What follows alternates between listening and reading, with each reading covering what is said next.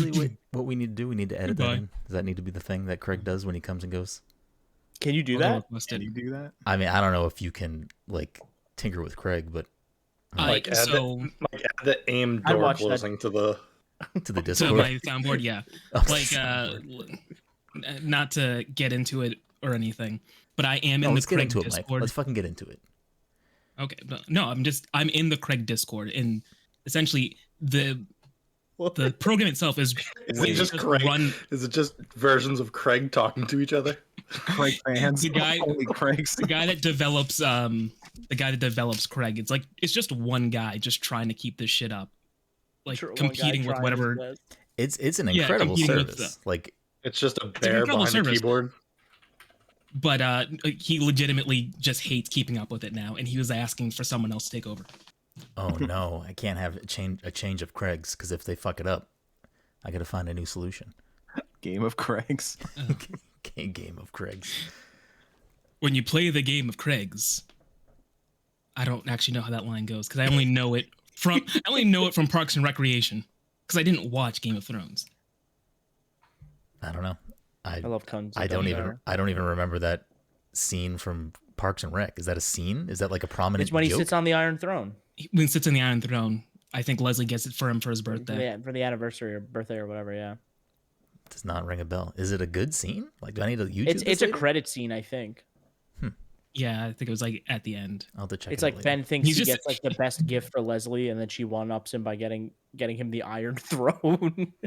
He's just like him sitting on it. Like, is it the episode where she gets Ron the door closer? Is it the episode like the Christmas episode? Oh, that's like it might be. Early, that's a really early episode. I think that's is that too early for it?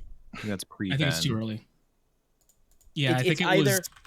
It's either a Christmas episode or it's specifically the Ben Leslie anniversary episode. Yeah.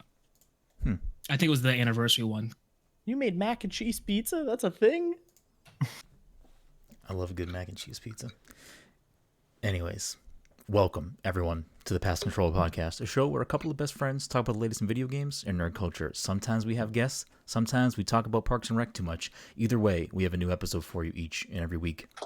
As always, I'm your host, Brenden Groom, and joining me on this lovely Saturday? I don't even know what day it is anymore. Is it Saturday? Sure. Yes. Yeah. Saturday evening is the anime senpai himself, Mr. Michael Desir. Mike, how are you doing tonight? It's funny. This is definitely not the first time we spent an inordinate amount of time on the episode talking about Parks and Rec.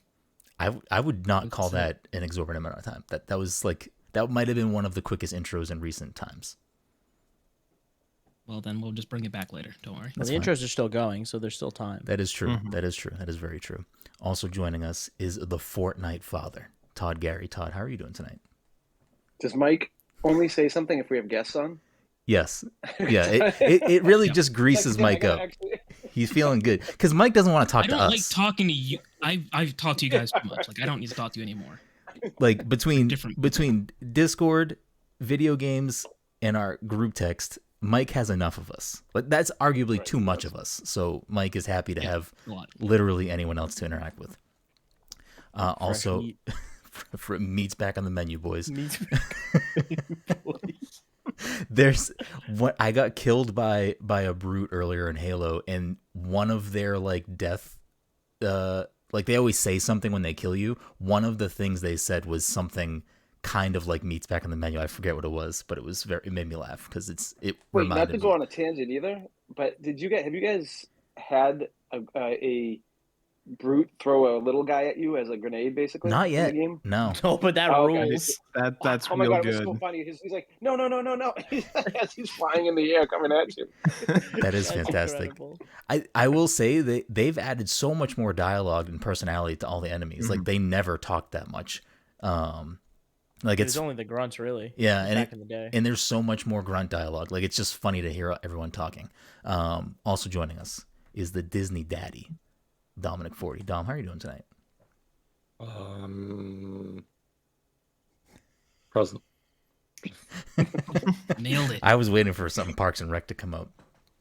But if you I was waiting for you to put your glass to your lips. Oh, I got you. Okay. All right. I know what you're trying. I can't drink on this show apparently. Trying to get that spit take. He wants the spit take so bad. It's not happening. It's not happening. I need to put up a tarp if we're gonna do that. How much are you gonna spit? It's a lot. Who's to say? I don't know. More comes out than what goes in. Let me tell you that. That's what she's I guess that's fair. This is a good episode. You can already tell this is a good episode. But if you're not watching along on Twitch or watching the video version later on YouTube, you may have heard some other voices. We have 2 delicious guests tonight. The first, Jesse made a face. I guess we'll go with Jesse first. Delicious was not the adjective I would have used. You know, I knew I was going to get eaten one day. I just didn't know it would be now. It's right now. It's right in this moment. Returning guest, friend of the show. He's been on multiple times. He was on like a couple weeks ago, but we're happy to have him back. Mr. Jesse Vitelli, editor over at Prima Games. What's going on? Jesse, how are you doing tonight? I'm doing great. Happy to be here. You know, we're just vibing. We're just hanging out, talking about all this shit. I'm excited to watch Brenden spew beer all over his computer. It's not happening. It's going to be a good time. It's not happening. Yeah, okay. Likely story. We'll see. We'll see. Challenge accepted. And rounding us out, new to the show, but if you may have seen or heard Eric on other things. We've opened some packs together. We've played some other charity streams together. We've done some things, but the one, the only, Eric Van Allen. You may know his words at Destructoid. You may have heard his sultry voice over at Blood God Pod or Normandy FM. Eric, how are you doing tonight? I'm doing all right. You know, I just know that if a channel's going to get banned on Twitch, I got to be there at the ground floor to make sure it happens. Hell so yeah. I'm here to help in any way I can tonight. I love it. We did need some help facilitating that, so this is Like, we could take the coward's way out and just like play like copywritten music and just get DMCA'd into the ground. Yeah, That's too easy. You got to get creative. You gotta make it happen in the real way. You know, by talking about. But I do Mr. have. Krabs. Yeah, don't worry. I got some Beatles queued up and ready to go. Perfect. Nailed it. Mike, who do you like better, the Beatles or the Monkees? Oh boy, this is so tough. That's not fair. One of the monkeys just died. That's like asking whether you like 2 getting days shot in your ago. left foot or your right foot. You know, it's Yeah, like really yep. is the same Yeah. outcome. It's a real Sophie's choice. Have she Yeah, no, I hated can't both decide. her kids? Yeah. Well, but only one of them died. Yeah, Davy Jones is dead Died. too, though. New question. Yeah. Which animal do you like better, beetles or monkeys? Ooh, Are Beatles animals? ooh, okay. But for the Definitely- sake of this definitely question, monkeys. for all intents Okay, and purposes, All right. This is they're not humans and they're not fauna, so they're They're not vegetables and they're not minerals. perfect, exactly. They're- Glad we're all on the same They're page. here. minerals, Marie. We're all the same. Okay, so I would go with monkey. Okay, so you like the monkeys more. We solved the problem. There we go. Wow, There Mike. we go. Mike, name one Monkey song that isn't in Shrek. Go. Was Daydream Believer in there? It was in Yes. Shrek. I said name one that No. not in Was it Shrek. I was trying to remember Daydream if Believer I wasn't can remember. I I don't know. Brennan's Daydream thinking Believer about- was in the Brady Bunch movie, right? Yeah. wait. What Shrek? I think what, Brennan's thinking about. I'm a believer. That's what Brennan's thinking of. I'm a believer. Happy. Yeah. I'm a believer. And Happy Together, is that a monkey song? No. No, that's a turtle song. Oh, okay. I have no idea if that's. I'm just saying shit. my brain just went to It the doesn't Ninja matter. Turtles, Just- and I was like, huh? Just be positive. just stay the course. No one's gonna fact check you on the show. You could really say I'm what gonna, you I'm want. gonna look it up right and now. I'm then- actually Happy looking at a list of Together. songs by the monkeys right Oh no! Happy Together is That by was the just- Turtles. I was right. Wow. Hey, Good, for good you. work. All right, Mike. What do you Alright. like better, Monkeys, Beatles, or Turtles? As animals or as bands? Who's to say? I feel this is very important for the question. variety. Okay, well, if the Ninja Turtles are involved, then I pick the Ninja Turtles. All right, Mike. What do you like better, Ninja Turtles or Biker Mice from Mars, or Street Sharks? Street Sharks. Yeah, that was what I was gonna Street say. Sharks is the right thing because What they were about just. Gargoyles? What about Samurai Pizza Cats? Oh damn it! Ooh, okay. Can No, we that's name other actually- anthropomorphic, cool cartoon That was animals? all the. What about Gargoyles? Remember the Gargoyles. What about the Mighty Gargoyles are Ducks, but gargoyles. like the cartoon version? The edgy Cartoons where like they cartoon were space version? aliens. Yeah. What about the cowboys from Moo Mesa? That's also a thing. I don't know what from are these No, cows? I don't know what any of this stuff is. They're What about cows. Lloyd in space? What about the Beast Now that one I'm not familiar Transformers? The Beast Wars. Oh, Beast Transformers. Wars? Yeah. Beast Wars was great. Animorphs. Beast Machines was trash. What about the Gears Wars? It's never about the gear. No, it was never about the gear. What This- about A lot of people Animorphs? forget that. This is off the fucking Don't get me rails. started on Animorphs Animorphs. is messed up. Animorphs is really I'll messed grab a up. book. I'll grab a book right now. Mike- and Mike has a how whole- many books do you have? He You has have all- everything. He has like the whole collection. I have Oh most hell of yeah! them. What's your favorite I have cover? most of them. So I know book 5 with Marco turning into the gorilla was like the first one I ever picked up, and it's Okay. it's on my shelf still. It's super Okay. tattered. Mike, when we I also liked. when we Wait, finally no, hold get on. I want to through- hear. I want to hear the other book. All right, hit him with it. In the other books, there was another one that I liked too. There's a I guess starfish the one, right? Yeah, the starfish, starfish one is one, a that- good one. That was the one where Rachel gets cut in half, and like there's a good Yeah. Rachel, a bad Rachel, just Yeah. running around. Mike knows Um, so many specifics about Animorphs books. It's Dom, insane. Dom, pre-pandemic, we went to a Animorph specific trivia night, and Mike knew a lot of answers. Like, Not only did I know a lot of the answers, I remember specifically I got one right that the trivia writer got wrong. Yes. Like he said something, I was like, no, that's wrong. He was like, he looked up, I was like, oh yeah, you're right. So there's that. There was another good one. There was the one where Axe turns into like a human form of himself. There's definitely one I like better an than that though. axe. No, Axe was the Axe. name of the Oh. alien that was on there. Yeah, fucking idiot. Yeah, God. when we finally get through all of the video games that I own, Mike, you can then take over with back of Animorphs covers, and we have to figure out what the animal on the front What is. animal they turn into? The animal on the front. Oh. That would be that would honestly, I could just pick up a book, not read anything, and just be like, just guess an animal. Just guess an animal. That is true, actually. That is actually factual. But since Eric, since you're new to the show, and since I would like people listening along to engage with you more, give a little drive by of who Eric is and what Eric does and whatnot. I mean, the Fifth Amendment's supposed to protect me from this sort of situation. I mean, but... if you want to pass, you could pass.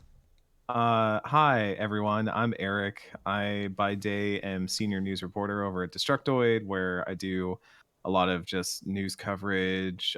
So I had to watch the Game Awards and cover them, which was nightmarish. But then I also do a lot of like impressions, reviews, features, typical things that people do at a website about video games. And then by evening/night, I am also a sometimes Twitch streamer. I'm trying to reboot that. And then also I'm over at Normandy FM, which is a retrospective podcast where we are currently covering Final Fantasy X. That's with Kenneth Shepard. And I'm also over at Axe of the Blood God, an RPG podcast where I podcast weekly with Kat Bailey and Nadia Oxford, and we talk about RPGs and also just whatever stuff we get up to. Whether it is talking about like the news of the day or like the time I went to Disney World or weird stories about Nadia's fan fiction and stuff. It's a good time. So Dom just got back. Oh, go ahead, Mike. No, I was just gonna say when you were listing the things that you did and you said impressions, reviews, and in my mind I was thinking I was waiting to ask him his best impression. impression. my I was best like, impression. how does that doesn't fit in with anything else? Yeah, my I best review video other games people's impression. impressions. I do a great Ezio. Hey, I'm in the Animus. I'm doing assassin stuff. I'm Italian. I'm walking here. Yeah, forget about it. It's weird. It sounds Yeah, like but Chris Creed, so Pratt's that- Mario. That's really good Chris Pratt Mario. I'm a dive into He's so the cool. barrel. Dom also just recently had gone to Disney. Dom is a big Disney guy. So Okay. So what did I do wrong? Tell me everything I did wrong. How did I mess up? So what's the rookie mistake of Disney? I don't know. Were you there for the new Genie Plus? Yeah, that was a racket and a half. Yeah, that it was was a nightmare. I really love like trying to explain to. I went with my family, so it was like my close family, and then immediate family, and then my aunt, uncle, and then grandfather and lady friend, and I love trying to explain Genie Plus to them and realizing halfway through that's basically how Destiny works. Like, it's like, well, you've got a thing that you subscribe to, right? And that gets you Lightning Lane, but only on certain rides and only under certain conditions. You have to know the timers for each of them. And then also there are additional Lightning Lanes that you can use, but those are a la carte and you have to pay individually for each one. And they have time window slots. And it's like, Disney is gamified So now. Disney has a battle pass weeklies and dailies? Like, what is going It on? is this Kind close of. to dailies. Like, I'm not kidding you. So part of the Genie Did Plus you stuff level is up? also I am surprised that there was no like congratulations, you get an achievement that adds something, because they had all kinds of stuff in the app that was like you can take pictures and they'll have special filters and stuff like that for Disney stuff.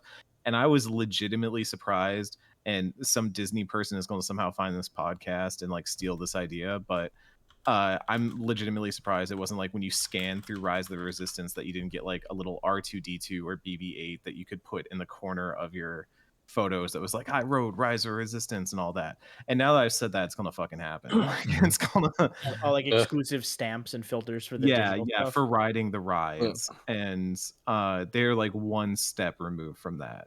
Is what Genie Plus is. And Did you can buy also the collector's edition? I did not buy the collector's edition. I just went for standard day one. It's included with Game Pass, oddly enough. So, I just went that way.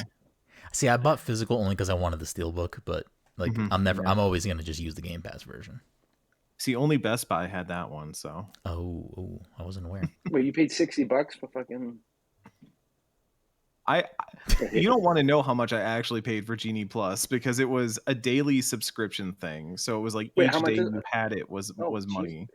And then every time you wanted to Lightning Lane one of the a la carte rides, which were the biggest and most in-demand rides, that was additional money on top of that.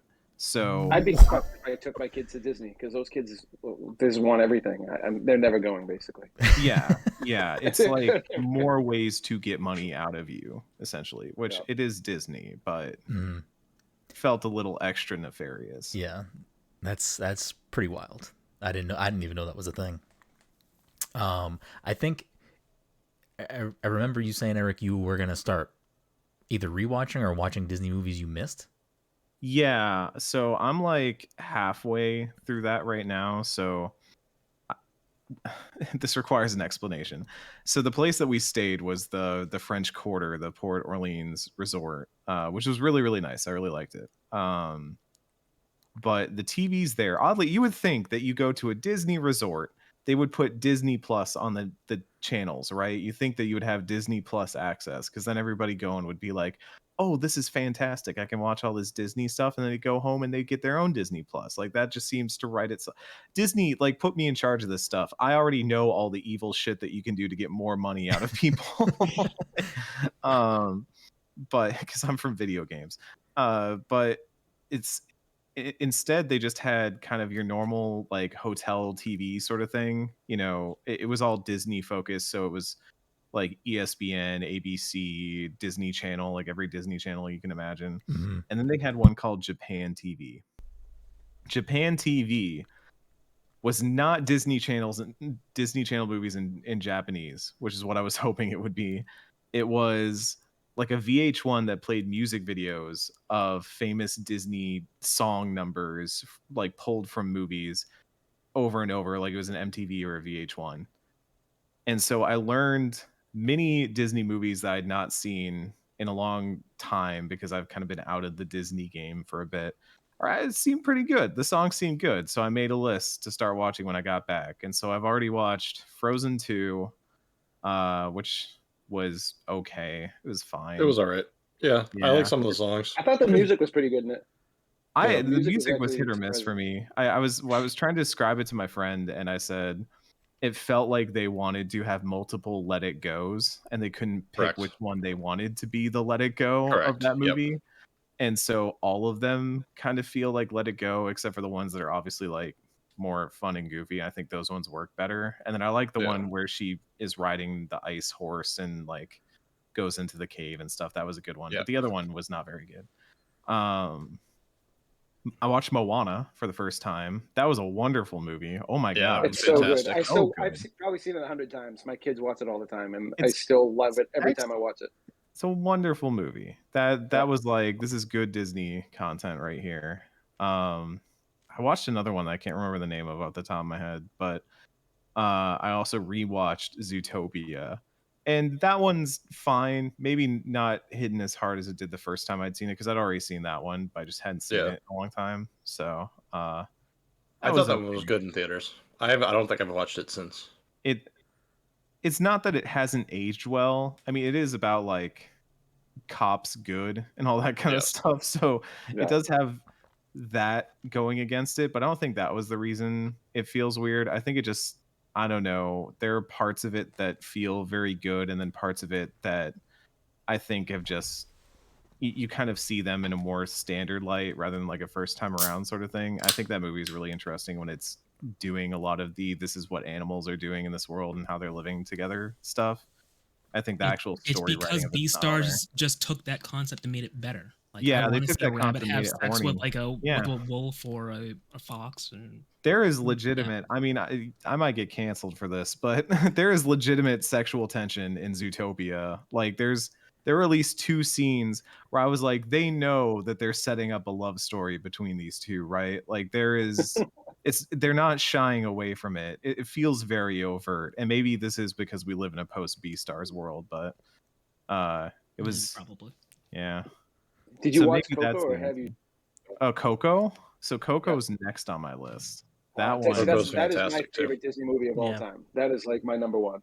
That one was one where I knew nothing about it, but I heard the songs, and I was like, the music in this movie is so good. Incredible. It's so good.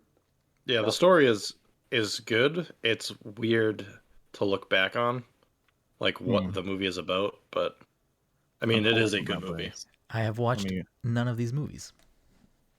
Just have some kids, you know? Did I watch Tangled, or did I just think I did? I don't know. See, I won't watch that movie. I'll tell Liam that movie doesn't exist, because I'm like, why? I have zero interest. Tangled was good. Tangled's like one of my favorites. Tangled's fine. Oh, really? Yeah. So that lantern scene stuck in my head. If it doesn't have bops, Todd doesn't want it. Todd needs to have good music. I don't know if it has Mandy Moore.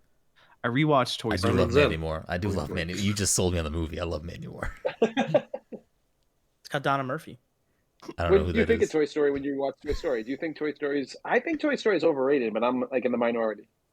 So I was rewatching Toy Story 2 because while we were on a bus somewhere, it was like a bus between one of the places that we were going, and this one actually had like movies that it was playing, and it was playing the director's commentary of Toy Story 2. And I was just remembering how good that movie is. Like, I think Toy Story I probably would not enjoy like I used to, and I think I don't really have a desire to watch Toy Story 4, and I watched Toy Story 3 once and was like, that's enough of that, because that was a really, really sad movie. Yeah. But Toy Story 2 just has good beats in it and good characters and good jokes. Like, they were doing the bit where they're trying to, because the whole setup is that Woody gets kidnapped, right? And they're trying to rescue him from the collector who's going to sell the whole Woody collection. And there's the bit where all of Andy's toys are trying to get across the street to the toy barn, and so they put traffic cones on. That bit is legitimately hilarious. Like, I have probably seen it 12 times at least in my life, and it is still really, really funny. So I think that is like high tier, like Pixar right there. I mean, The Incredibles is still probably my favorite Pixar, but Toy Story 2 was just stellar, just wonderful. I haven't rewatched. Did you see Incredibles 2? I didn't like Incredibles 2 as much. I was gonna say, don't even bother watching it. Yeah, it again had some bits, and I wouldn't say it was like a bad movie by any stretch, but it was also just, how do you top the first movie? I don't know how. It was also weird with Incredibles 2 though, because like I saw it in theaters, and there was like this whole pre-roll before the movie started where it was like all the voice actors being like, we waited because this was the story we always wanted to tell. Like, we needed the right place and the right time. I was like, that was the story. That was the thing we had to wait for. Like, it was a weird build-up. Yeah, it was super weird. We wanted to really tell a story about how screens are taking over your lives. Say what you will about that movie. Screenslaver is a good like villain name. Mhm. Oh yeah, no, it's a good concept. It was just also like that. It works fine if you were doing like the Incredibles TV show, but you're trying to stack it up against like one of my favorite villains with Syndrome and the whole like self-aware Ozymandias type character, but also like former fanboy who got super mad, which hey, maybe we work in an industry where there's a lot of mad fanboys, and that's a very understandable plot device. Like that movie just is so good, so incredible. You're saying it's incredible. I'm saying it's Mr. and Mrs. Incredible. Damn. That's thick. Shout outs to that review of what was The Incredibles 2, where the reviewer was just overly horny for Mrs. Incredible and wrote it in the newspaper. Wasn't that like the New York Times review? Yeah. It was like everywhere though. Yeah. Jeez. He was just like, how can anyone watch this movie and not be lusting after Mrs. Incredible? And I'm like, dude, you wrote this in a like it's the bit from Mulan where he lights the fire, like now all of the world knows you're horny. Like, and they said journalism is dead. But before we pivot into tonight's main topic, which is the Game Awards, damn, Mike, you and Jesse you really said, oh, you want to talk about a long intro? Here's a fucking 25-minute intro. Hey, you challenged us, and we said let's do it. Listen, it's good conversation. It's great conversation. I will never shy away from good conversation. But this quick couple of housekeeping things, and we'll roll right into it. This episode of the Past Control Podcast is sponsored by our good friends at Goodnight Fatty. If you're in the Salem, Massachusetts area or the North Shore of Massachusetts on a Friday, Saturday, or Sunday evening, you want yourself something hot, something sweet, something tasty, something fresh right out of the oven, head on down to 1 Washington Square and get yourself a delicious fatty. And if you're unaware of what a fatty is, check them out on social media at Goodnight Fatty and educate yourself on these tasty, tasty treats. And if you do head down, let them know Past the Controller sent you.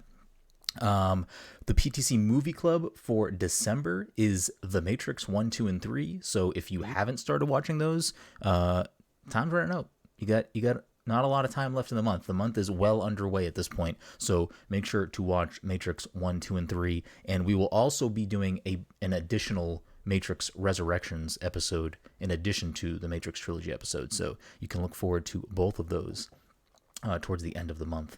And I think that's all I got for housekeeping. We'll keep it light. We'll keep it rolling. Resurrection just sucks so bad, and we were like, "Fuck, that movie was just no." Yeah, it's gonna be a depressing podcast.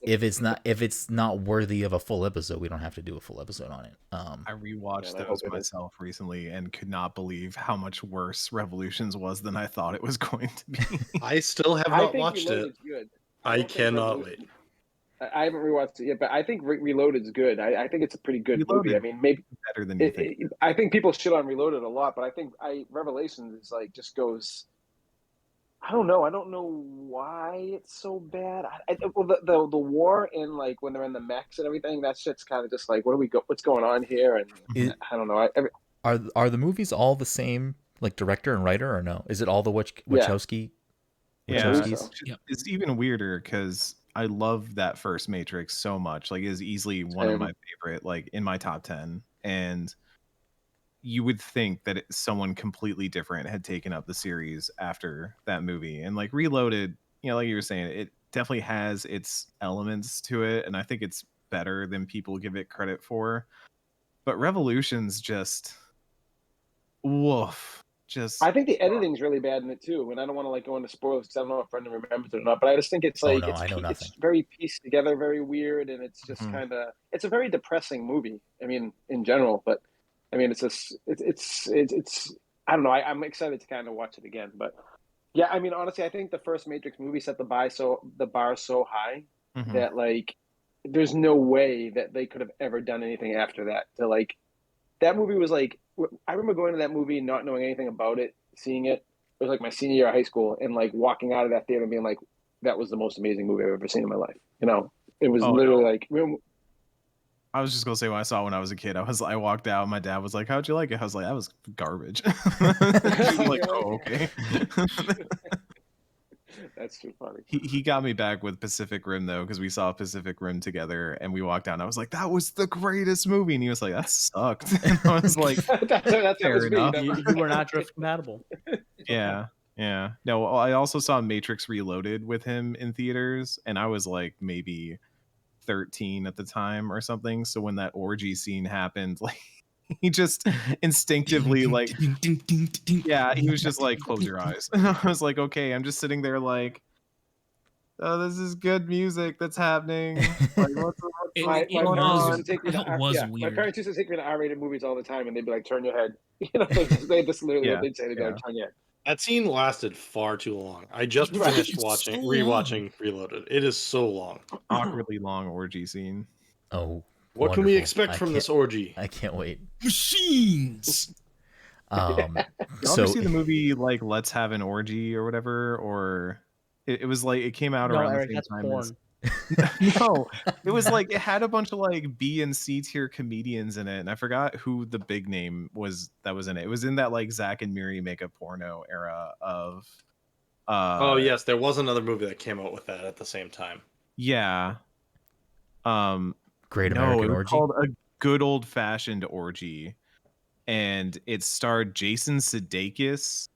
And that was like the one big name on it, and then a bunch of like B and C. Oh, Nick Kroll was in this. Yeah, Ben Hardwood. That's a porn star. Yeah, I was gonna say Ben Hardwood is definitely a name for that movie. The guy who plays Mike from Breaking Bad was in this too. Maybe I need to rewatch this. I remember it being surprisingly all right. Ted Mosby, sex architect.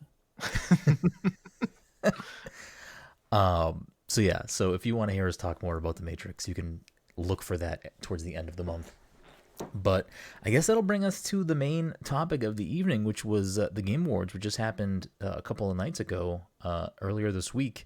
And I mean, I don't really even know where to begin with this, because I feel like there's definitely a lot of opinions about the show overall, and maybe certain awards and other things that were a part of the show. So I guess, we can kind of just go overall.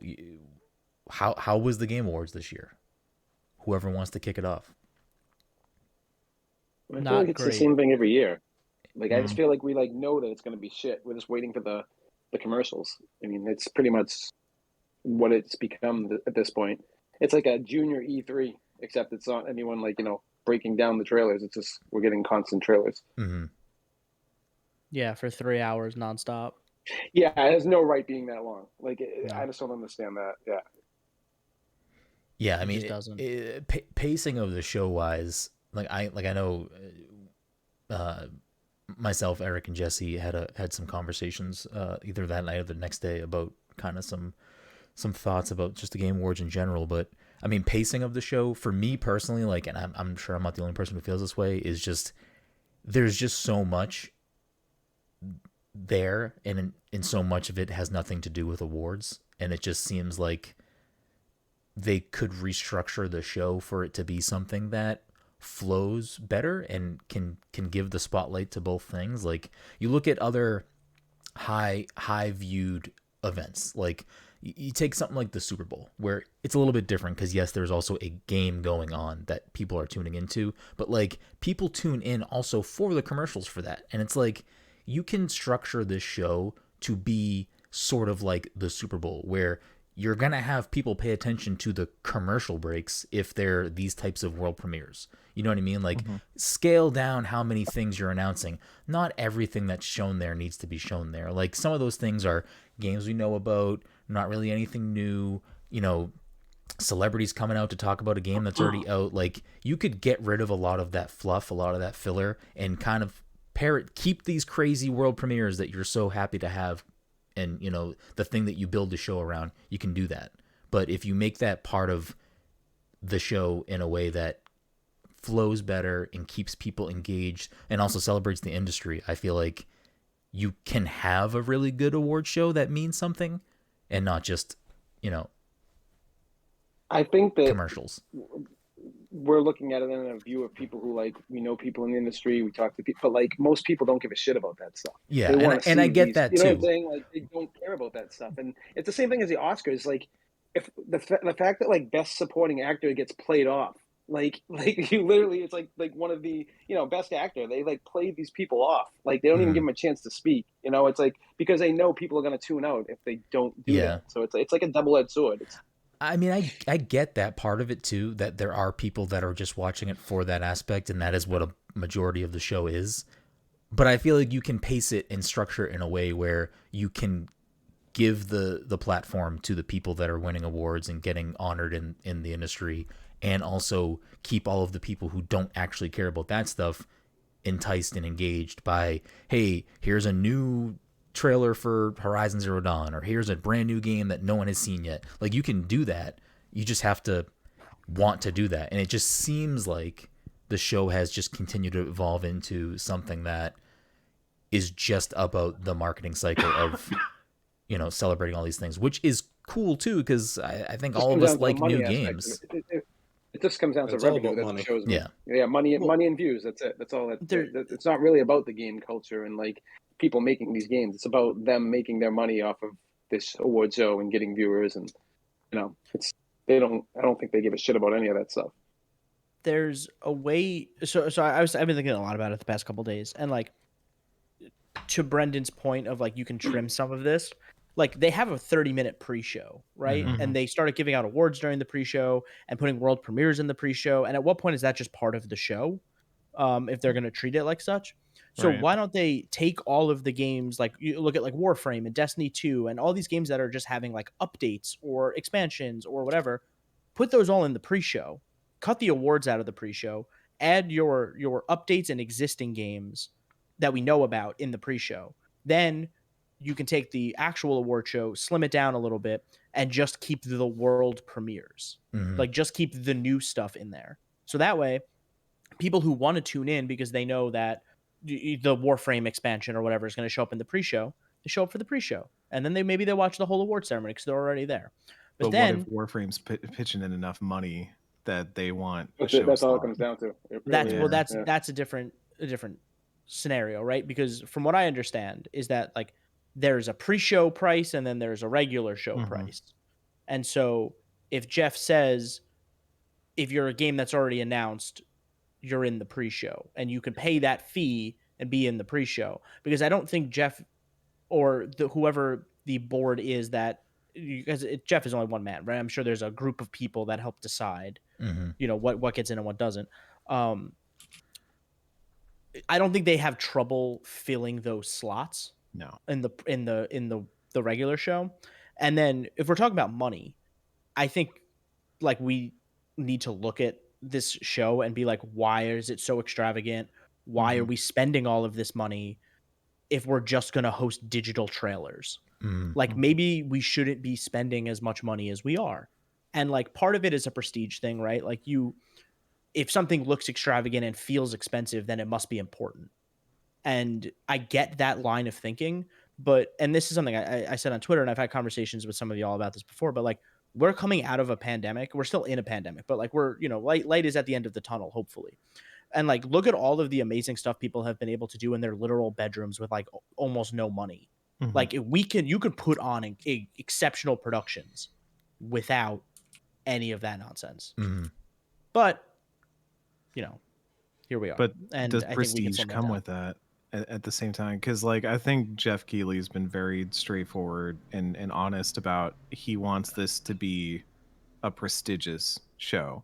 It's the Oscars of gaming, even though we're supposed to be saying fuck the Oscars and all that, but like, it is an Oscars of gaming. And the thing that I've also been talking about and podcasting about and thinking about this for the last few days as well, and the Oscars and the Grammys have their own issues. Like, the Oscars and the Grammys have tons of awards that they don't give out at the show, that they give out at separate events, or they just give to people. They just mail you like, hey, congrats, you won.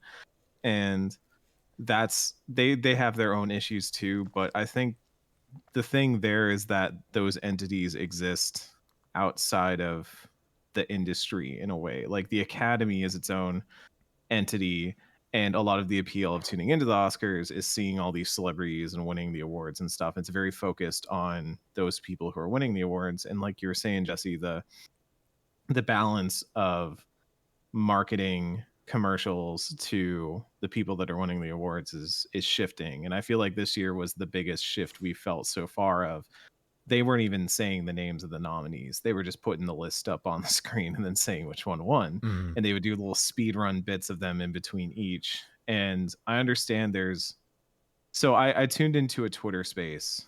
It was on like Friday or something that Keeley was doing. That was like him talking about PreShow, and he was taking questions.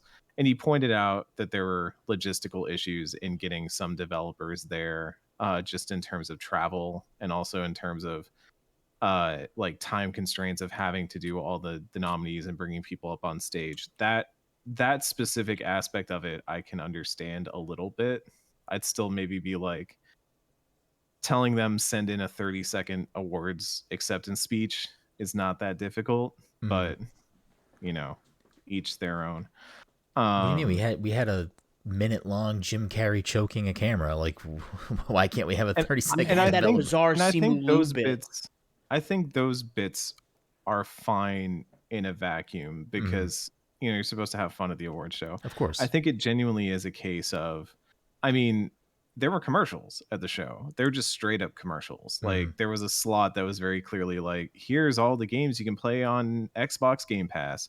Here's Nintendo bought a commercial slot to advertise all of its wonderful nindies. And that's great, but that is eating up time over time. And you also then add in musical performances, and you add in little bits that you do with a dude in a pot suit, and you add in and add in and add in and add in, and there's stuff in that show that I don't think, like, I'm sorry, the Elden Ring thing wasn't really anything. The Horizon Forbidden West stuff wasn't really anything. Yeah. So it was a lot of stuff that was new, but those games come out in like 2 months. Yeah. So like, was anyone really?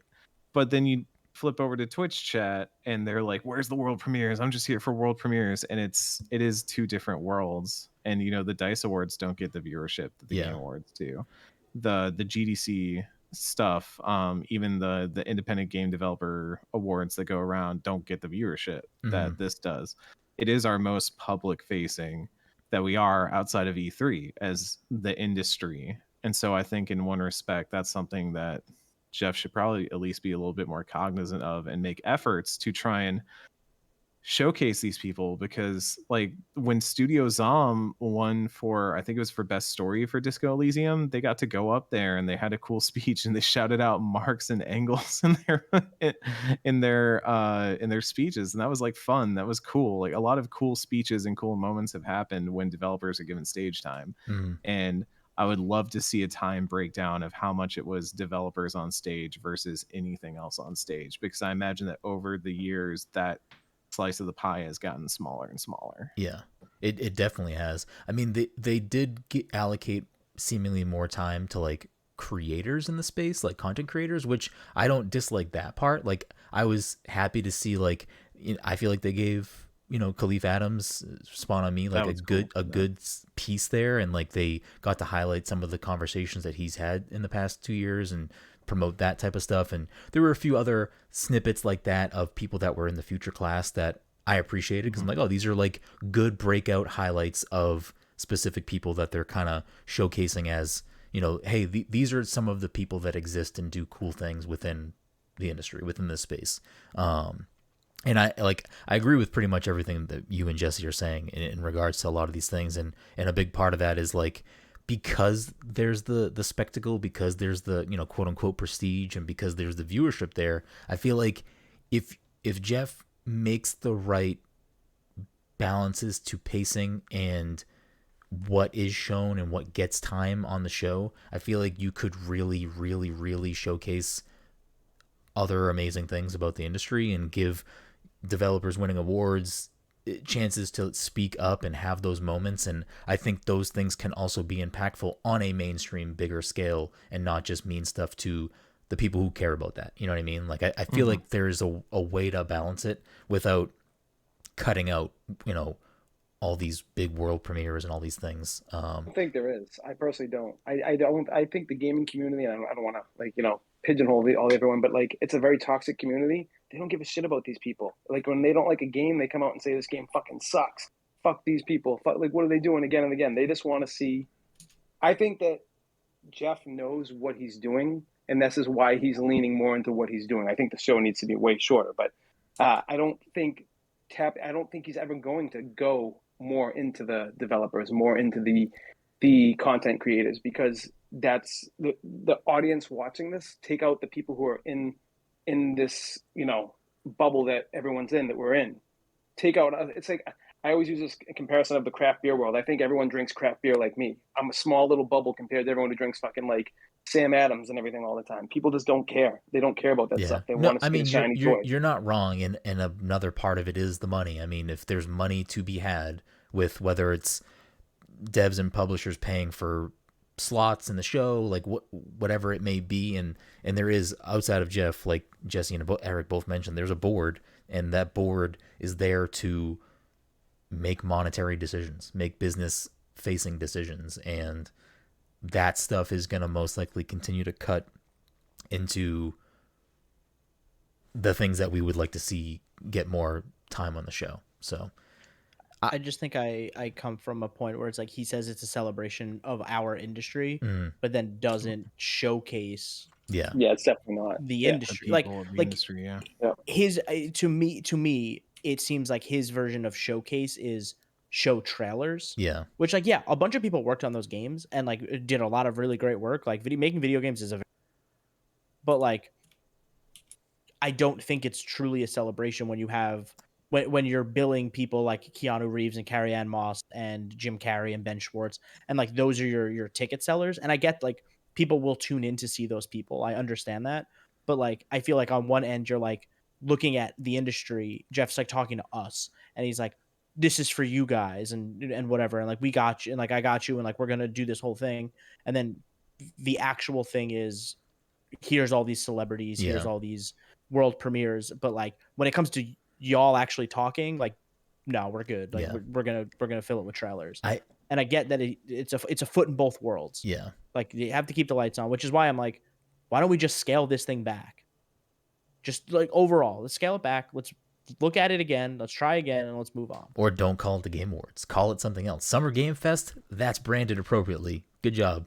But like, the Game Awards is not necessarily what this actually is. But I think there is a way to keep both feet on both sides and still have a show that the majority cares about. Like, I know we talked about this, but like, you have Simu Liu go up there and present an award and have a little monologue. But what if Simu Liu's up there with someone from the future class? What if it's him and Blessing having a little dialogue? Like, that is the correct way forward. That shows, hey, all of the people that don't care about all of the other stuff and just care about the world premieres, here's your Marvel actor, and here's some guy that maybe you don't know, and maybe you won't care to know after this little bit, but maybe there's a small percentage of people that'll be like, oh, I like that Blessing guy. Let me look him up. Let me check it out. Whatever. Like, whatever it may be. Like, those little, like, chance moments could make a better show overall. Like, there's 50 people that are featured in the future class, and we only saw, I don't know,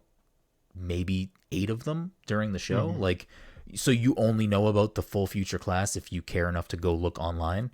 How many people are actually doing that? The same people that are wondering why there's no awards. It's the same people that are wondering why there's no awards. People in the bubble, like I keep on saying. Like, it's not like the people outside looking in. It's the people. I think that's just what it ultimately comes down to, is just like, there is the two sides of it. There's the people that are in the industry that care about that stuff, and there are people who are just average consumers that care about the new game coming out, which is also fine to be that person. But I feel like the job that someone like Jeff in the Game Awards has in the idea of it is, they can try to get those two different bubbles to merge or interact at least. And that would be the most important thing going forward, would be for him to make some sort of intersection in there. It's never going to be the same bubble. Never. But there's a way to make them collide. And I feel like the show actively diverts from doing that. And I don't want to keep on bringing up the Oscars, but like the Oscars, like the viewership of the Oscars, like year by year by year, has rapidly declined.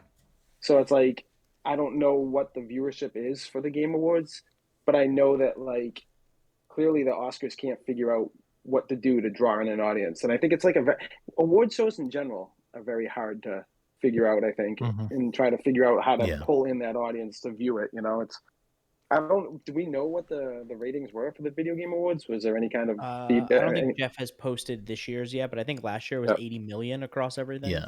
Oh, wow. Okay. It probably did well. Those numbers. It usually does very well every year, so I can't imagine this year would be any different.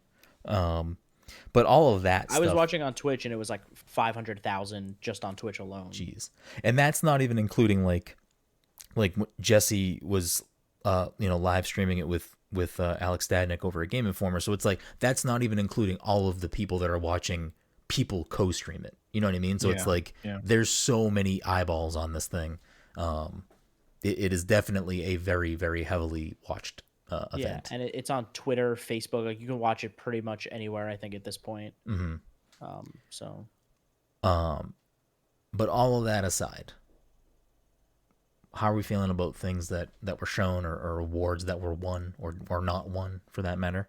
Psychonauts 2 was robbed. Yeah, Psychonauts 2 it really was. 100%. I'm so mad about that. It is real disappointing that it didn't pick any award up. Like me and Jesse talked about this earlier. Like I wasn't expecting it to get Game of the Year. I wouldn't be mad if it got Game of the Year. I kind of thought it would. I was hoping they would go out there and just. My heart wanted it to win. Right. I think Psychonauts 2 is better than every game on that board, hands down. I mean, Returnal wasn't in there, so yeah, I agree. I thought Psychonauts was. If Returnal wasn't in there, Psychonauts is like my Game of the Year probably. Psychonauts is probably in my top 3 for sure.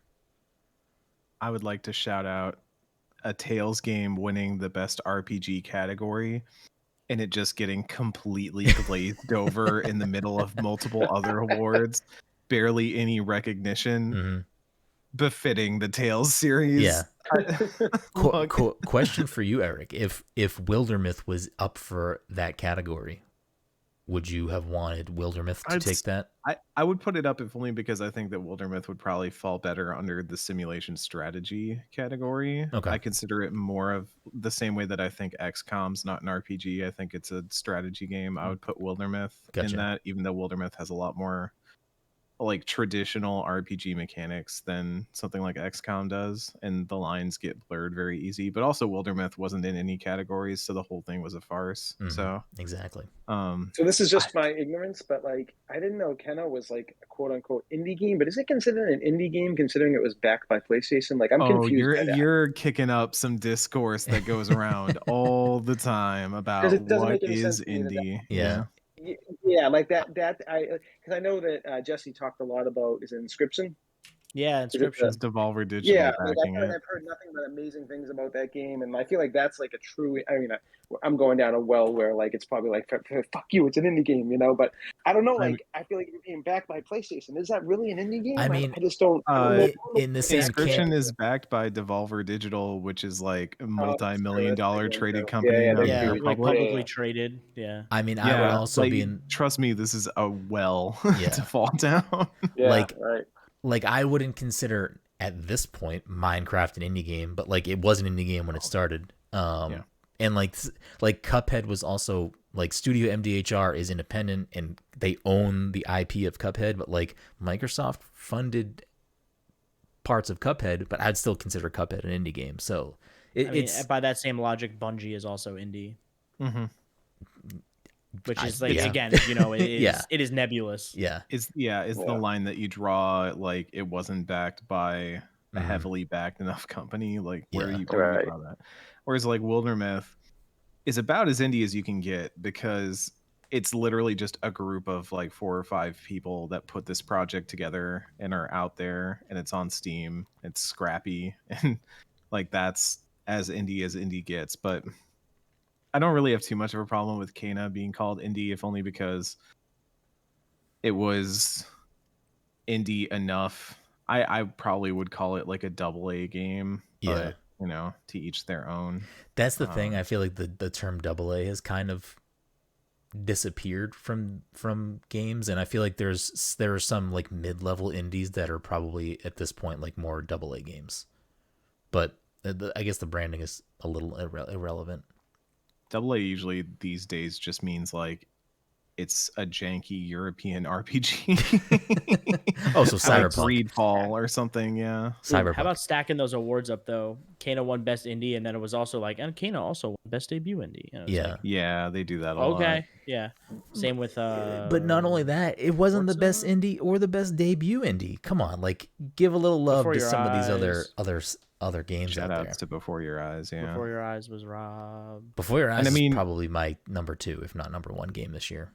If you want to get into it, like this is the problem with every awards ever, is that the more people that are voting on a thing, the more everyone has to compromise, and you're going to end up with a list that doesn't have anyone's number 1 at the top, but has everyone's number 2, 3, probably more likely number 4 at the top, because it's the thing that everyone can agree together. They played it, it was good, it was of quality, we can all vote on it together. Everyone can agree on this. And when you do it at the scale that the Game Awards does it, I'm honestly surprised Resident Evil didn't win. Like that, I would have picked that 10 times out of 10. Yeah, I mean, we talked ad nauseum of awards not getting the stage, but I think the biggest surprise to me, I mean, Deathloop won a lot of awards, which some of them surprised me. Like, I feel like it shouldn't have won best. Did it win best narrative? I think it won best narrative. Life is Strange won best narrative. Right? No, Yeah. didn't Guardians? No, Guardians won. Guardians won best narrative. Life is Strange. What? Games for Impact. I'm pulling up. Here's all the winners from the Game Awards 2021, written by Eric Van Allen at Destructoid.com. Oh, hell yeah. Help us with this. Yeah. No, he sucks. He fucking sucks. Guardians, which I just finished recently, like, I don't know if it would be, maybe it would be in my top 10, probably in my top 10. The more best writing, not best narrative. Oh, but from best writing? Okay. Yeah, I think its writing is exceptionally good. Like the character writing it does and the way they all kind of banter, but I don't know if the actual story of that game is anything to write. The voice acting is good in the game too. Like I enjoyed a lot of parts of the game. I just thought it was a little too long, a little boring too, but like the part I just did where you are in the cave system with Mantis and she's kind of directing you around. Yeah, when you're on Mantis. Mantis is really good in the game, just in general. Like I wanted Mantis to stay around the whole game. I wanted her to be a new like party member. Yes, I was like, no, she needs to hang out. Like, let's kick Drax out. No, I like Drax. At first, I couldn't like Drax was too much for me. But like as the game went on, I was like, oh, actually, I really like this Drax. Like this Drax is good. Yeah, I like that. They do things with him in a way that the Marvel movies won't, because they have Batista, and it seems like. I've said this before, but like I like the Guardians of the Galaxy movies a lot, but I feel like they're going to stay very Star-Lord centered for a while. And the thing I liked about the game was that it felt like each of those characters got to have their own little stories and arcs that you went through. So like, yes, you went through the whole Rocket is a jerk because thing that you do in Guardians of the Galaxy Volume 2, but I feel like that arc works better in the video game because you get to really explore that stuff. It doesn't have to keep jumping back to Peter and his thing with his dad and all that. It just felt more natural the way those characters developed. Like the bit with Drax, you also have more time when with you're them. nowhere is so good. You just I don't know. I feel like if you look at if you look at the team when you first go into the game, and then you look at the team like at the end of the game, they have all changed. I just feel like all of the characters had a lot of development in them. Yeah, and good development too. Like I didn't feel like any of those stories were like and brushed aside or poorly written. And between each other too. I mean, the Peter and Drax thing is awesome. You're talking about when they're on the ledge and they're looking out. Yeah, that's like my favorite scene in the game. They're like, so good. Yeah. And Peter and Rocket have a good like back and forth too. I will say, It Takes Two winning Best Family Game was a bit weird. Just a bit. So there was discourse around this. I don't know if you caught it. I probably saw some of it and ignored it. 12 minutes was rubbed. Yeah, exactly. Was robbed. No, it was that thing of like people were saying like, oh, just because it has adult themes doesn't mean it's bad for kids. But also like that is a game about parents getting divorced and how it messes up their child. And look at the other 4 games in this category. Yeah, they're all like, Nintendo games. Right. So like it winning Best Family Game is like kind of like, I don't know about that. Also like families can be all different sizes, but that is very clearly a 2-player game. I don't know if that like really has any weight. Yeah, I feel like that is just, it's cool. It's a cool game from the outside. I don't know. I haven't played it yet, but yeah, weird. Just a weird one to win that category. Yeah, just I mean, overall, it's also a weird one to win Game of the Year, in my opinion. Like, I think so too. I know there are people out there that love that game, but I just, like, when you think about something that encapsulates the idea of like, oh, this is the best game that came out this year, I just don't think that game has that. Like, I would have to sit down and listen to someone's real argument for why that game should be considered the best game that came out in 2021. I think this is going to be a stupid complaint, but I think based on the fact that, like, let's just say you don't have anyone to play that game with, you fucking can't play that game. Like, you can't go online and like find someone to play it with. Like, so Sakurai posted the best tweet in a while that he's posted, because like in his like Sakurai Presents, he can clearly play Smash Brothers with one hand on each controller because he's incredible at everything apparently. But he posted a picture of him holding like 2 PlayStation controllers, one in each hand, and saying like, I guess I'll play It Takes Two, whatever. Very good. I'll also say, it's a good year in games when you look at best performance, and Giancarlo Esposito is probably the like least impressive performance on this list. Yeah, he's been in that game too. Like, I just beat that game, and he's like probably like 20 minutes in that game max of screen time. But like Eric Hamori in Life is Strange was exceptional. So good. Both of the leads in Deathloop were who like won the highlight award of that game. And then Maggie Robertson, as Lady D from Resident Evil, which also has very little screen time. Yeah. Exactly. Yeah. I was gonna say spoilers aside, makes an impression, and that's I think when Stadnik and I were streaming, and we were like, "Oh, I wasn't really expecting that," and then I was like, "Well, if you're on the screen less and you make a bigger impression, you're more likely to stay with somebody than you are if you are, because it's less time. If you nail that performance, there's less time for you to like have lulls and have sort of like less interesting stuff going on. But if you're just like all killer no filler for like an hour of that game, people will remember that. I mean, it's the physical Lecter effect, right? Yeah. That's like exactly what Stadnik said. Yeah, he's barely in Silence of the Lambs, but he won an award for his performance because every time he was on screen, it was like incredible, electrifying. So, like physical features clearly aside from that character, because people were also into that. Like, mommy milkers. I feel like sorry, Brenden, what are we talking about? I feel like Lady D became mommy, Hannibal. We're kind of Hannibal. I feel like Lady D became like an iconic Resident Evil character. Yeah, absolutely. Like before the game even launched, he became one. Yeah, it's crazy. Oh, speaking of Resident Evil, did y'all see the discourse that's been going on around Resident Evil? Clearly not. I'll just tell you about it. So,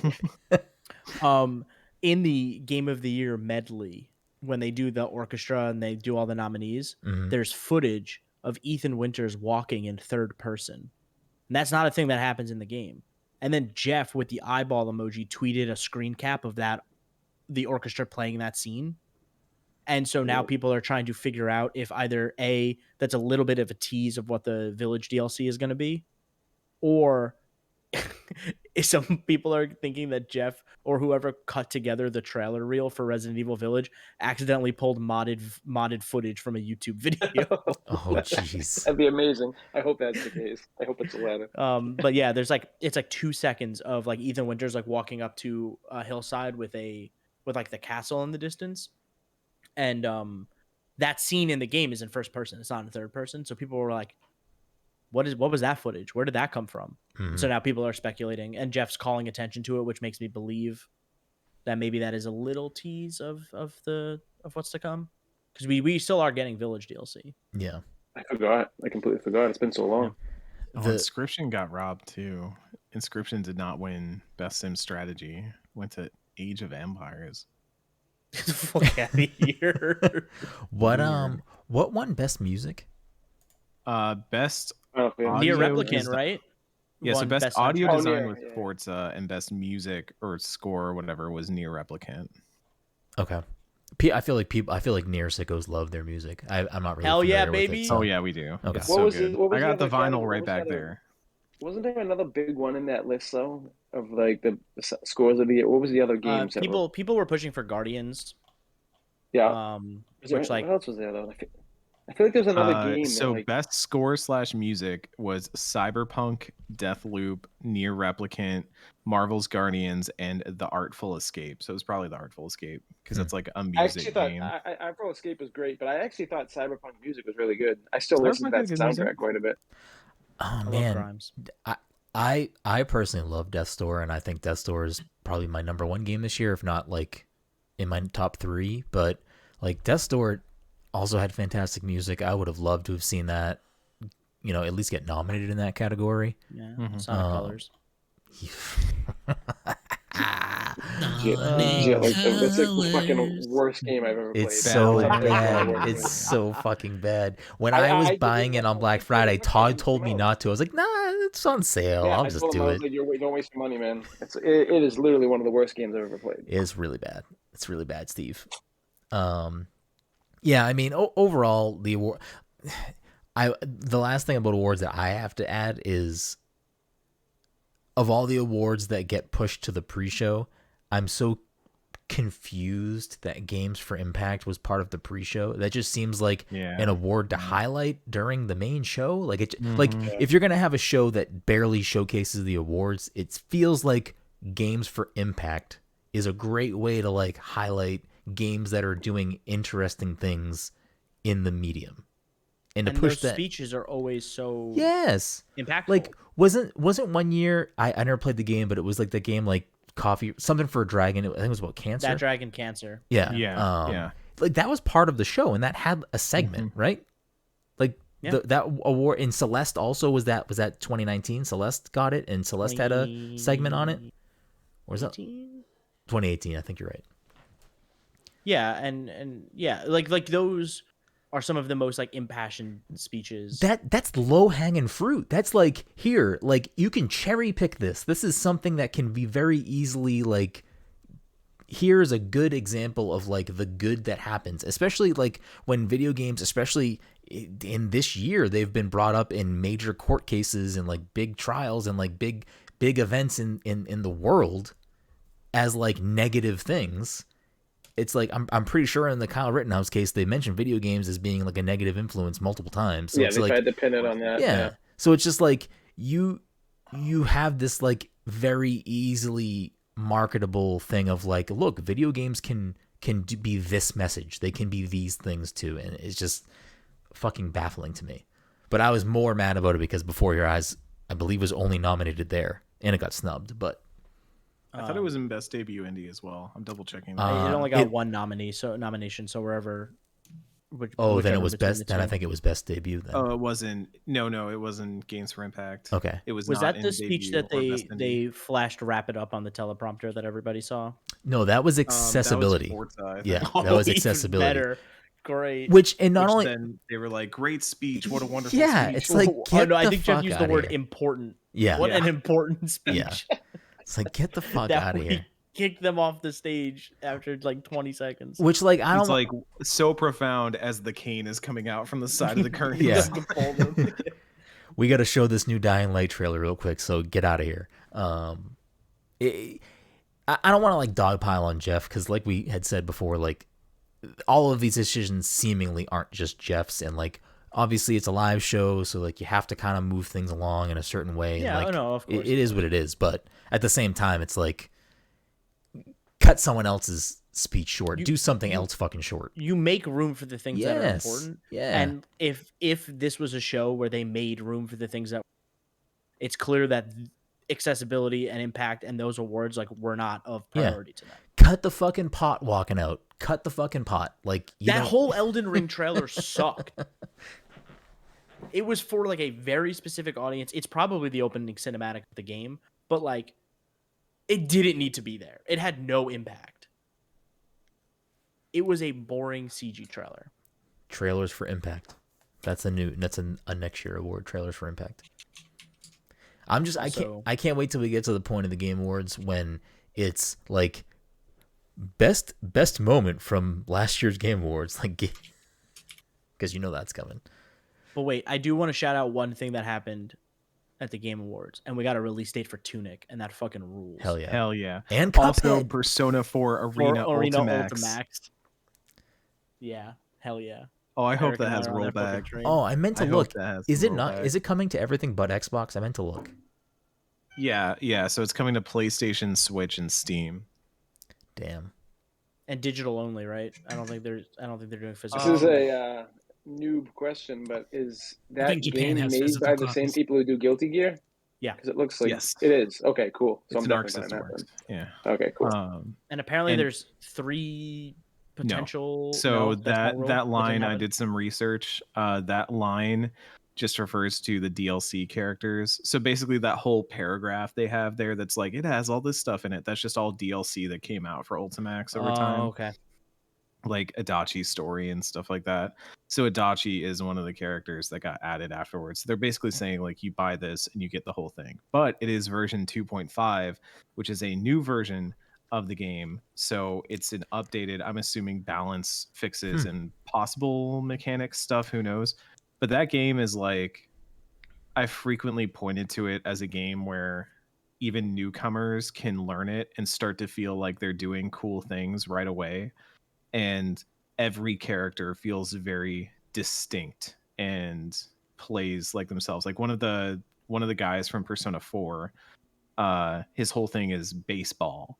And so you are like accumulating strikes and runs and outs and things like that as you are playing the game. And the better you are playing in your baseball mini game, the more damage you're doing in the fighting game. And it's really cool. It's just a wildly inventive game that I'm very happy is getting an actual release. That's pretty dope. But can somebody tell Master Chief that baseball is not a lifestyle? Or what did you say, Jesse? Master Chief. Cortana's not a personality trait. Not a personality trait. That's for this. Baseball's not a personality trait. Yeah, I'm excited about that. I mean, I guess we can kind of go over what everyone was excited about for things that were shown off or revealed. I'm just very happy. I think Dom is on the same camp here. Is Cuphead Delicious Last Course finally getting a release date is probably my favorite thing shown. June seems far. It does. It's enough time for them to push it. Be here so fast. It's enough time for them to push it. Yeah. Yeah. I'm just happy that we got to see it again. It's gonna jump and parry the 2 as 3. Like, yeah. I think we got some. We got enough time to push it 1 or 2 more times. I'm fine with it. I'm just happy we got to see more of it. The boss fights look incredible. I'm so excited for that. So I am confused by the DLC for a couple reasons. Like when they originally announced the DLC, they were like, it's 1 new island, yes, like a couple new bosses and some new charms, and then obviously Chalice playable. Yes, that seemed like pretty, and I don't want to like diminish it, but that seemed like pretty small scale. Like that was like, okay, they're doing like a pretty mini version of Cuphead, and then they keep delaying it. And part of me is thinking, like, have they expanded their scope on this thing? I think they may have expanded. I think they may have expanded a little bit, but I think the reality of the situation comes down to it's simply just because I'm assuming it is hand-drawn animation. So, like, for all of these bosses, it's like they are hand-drawing every animation that they can go through. I would have to imagine that's what's been the real hiccup in delays is the animation. Now, I almost wonder if Chalice is going to be able to be used in the old bosses, if that's what's causing the delay. and they added her into that, because now they have to redraw all of those bosses with her animation. And if there's new charms and that changes the animations for those, then they have to redraw the animations for all 3 characters for the previous game. This is why I asked y'all. See, y'all had the answers because in my brain it was like, okay, yeah, like I feel like we're at the point where. It was like announced in 2019 or 2018, the DLC. Yeah, and now it's going to be 2022. And I'm like, how long was the development of Cuphead, like from announcement to release? I mean, like, are we just getting to the same level of? And granted, there's a pandemic happening, and it complicates things a lot. But I don't know how closely you were following the launch of like initial Cuphead back in the day, Jesse. But like back when it was just a boss rush before they started adding to it. Like we've been like closely keeping an eye on that for a long time, and like the original game continually got delayed. Yeah. And it was kind of the same thing. It was just really. Yeah, I feel like we played it like 3 times at PAX before it even came out. So that's what I was curious. I was like, is it longer than the DLC yet in terms of time from announcement to release? Because we're going on like 3 years at this point. Probably. I will say what makes me sad about the Cuphead DLC finally getting a date and coming out is that, like, I'm sure Studio MDHR will make future projects. I just don't see it ever being this style of animation, at least. Maybe they'll do more run and gun games, but like I don't see them ever going down the road of this is a tremendous task. It seems like something that they, again, I'm happy they did it. The music's incredible. The art is amazing. There's really, really nothing else like it in video games. Like, I just don't really see anyone ever doing that again, unfortunately. It was announced in 2013. It was released in 2017. So 4 years. Yeah.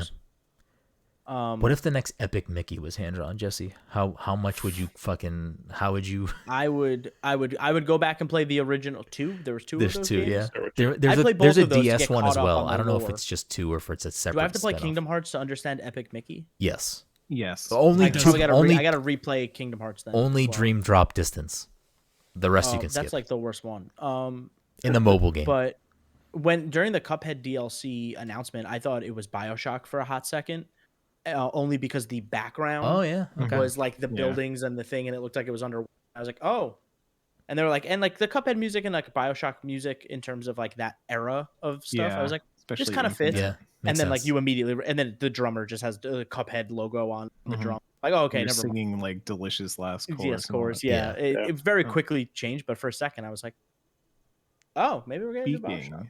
Of getting caught up on the lore, I think I need to play the first Alan Wake now because that Alan Wake 2 trailer looked pretty darn good. Yeah, it did. So I just replayed it. I bought the it still holds up like really well. Really? But it's like a straight up like, but it's also a straight up action game. It is like it like nonstop action, like just enemies after waves of enemies, and it's from what I've been reading on this, it seems like this game's like trying to take it a different way. Yeah, they said survival. I think it'd be good. Yeah, they said it's going to be Remedy's first like true survival horror game. Yeah, so great. I'm hopeful. I feel like Alan Wake's always been like that cult classic that people who've played it love it, but like no one's fucking played it. I feel like after the success of Control, maybe more people that wouldn't have played Alan Wake will be like, oh, it's the next game from the people that make Control. Let me check it out. And Control had the whole Alan Wake expansion. Yeah, like it. From what I have gathered from the people who have played Alan Wake and that DLC is that like that DLC seems like it is hinting at what Alan Wake 2 will be about. Yeah. And like that makes sense, right? Like you're gonna do an Alan Wake expansion, you're gonna do an Alan Wake 2. Like let's make those things talk to each other. But Alan Wake 2 had been kicked around for a while too, because I think at one point there was a prototype or something that was out there. But like the idea of a sequel to that game had been kicked around for a bit. Yeah. And then Remedy ended up moving on to doing other stuff. So I'm glad this is coming back because I think Remedy is like quickly becoming, they're going from being like that kind of AA to being a full on AAA in the sense that Bungie has. And it's exciting to see them do that because I think, I still haven't finished Control and I need to play Alan Wake, but every time I play one of their games, I'm like, these are really cool, interesting, neat games that just feel distinctly different from most other stuff that studios are doing. Yeah. So Crossfire X, baby. Listen, I played it for the first time this year to completion. Quantum Break is pretty good. It's like pretty good. Like Quantum Break's great. It's the mini show in between is nothing special, but the game itself, I thought it has some good ideas. What's that actor in the Sean Ashmore? Is that who's in that? Yes. There's a couple people in it. It's got Lance Reddick and Lost. Lance Reddick is like one of the main characters. Is it Charlie from Lost? Monaghan? Charlie. Yeah, Dominic Monaghan. Yeah. But yeah, I think Remedy has also publicly said that they're like connecting all of their games. Like there's like the Remedy gaming universe, so like all of these games are supposed to take place within each other somehow. So they're also making like a co-op, I'm assuming Left 4 Dead type game in the Control universe because they put out like the concept art for it a little while ago and basically said we are making a multiplayer game in the Control universe, and that's on there, as well as I think they said there was something new coming in Control universe as well, although I can't remember Crossfire the X specifics of it. Yeah, Crossfire X. Yeah, can't wait to see how that make crosses. One of the greatest franchises ever. I mean, I saw a single player story demo for Crossfire X a long time ago, and that was the last time I saw anything about it. You know, that's the biggest game like in the world. It's a pretty it's a really the base Crossfire, right? Yeah, like the multiplayer has like 50 million version. Players or some crazy number like that in like It's China. very much one of those games where like it's being played a lot in other countries where especially like mobile gaming is much more prevalent than it is here. Remedy's one of those studios that I'm surprised, and maybe the conversation has happened. I wouldn't be surprised if it has happened, but I'm surprised that's a studio that Microsoft didn't scoop up. I feel like that would fit into their like. They're all buddy with Epic. In them? Yeah. Oh, well, Epic has money. Epic is the publisher of Alan Wake 2, aren't they? Oh, well, there you go. Remedy Entertainment signs with Epic Games to publish 2 new multi-platform games. This is from 2020. I do remember that. I think Alan Wake 2 is one of those games.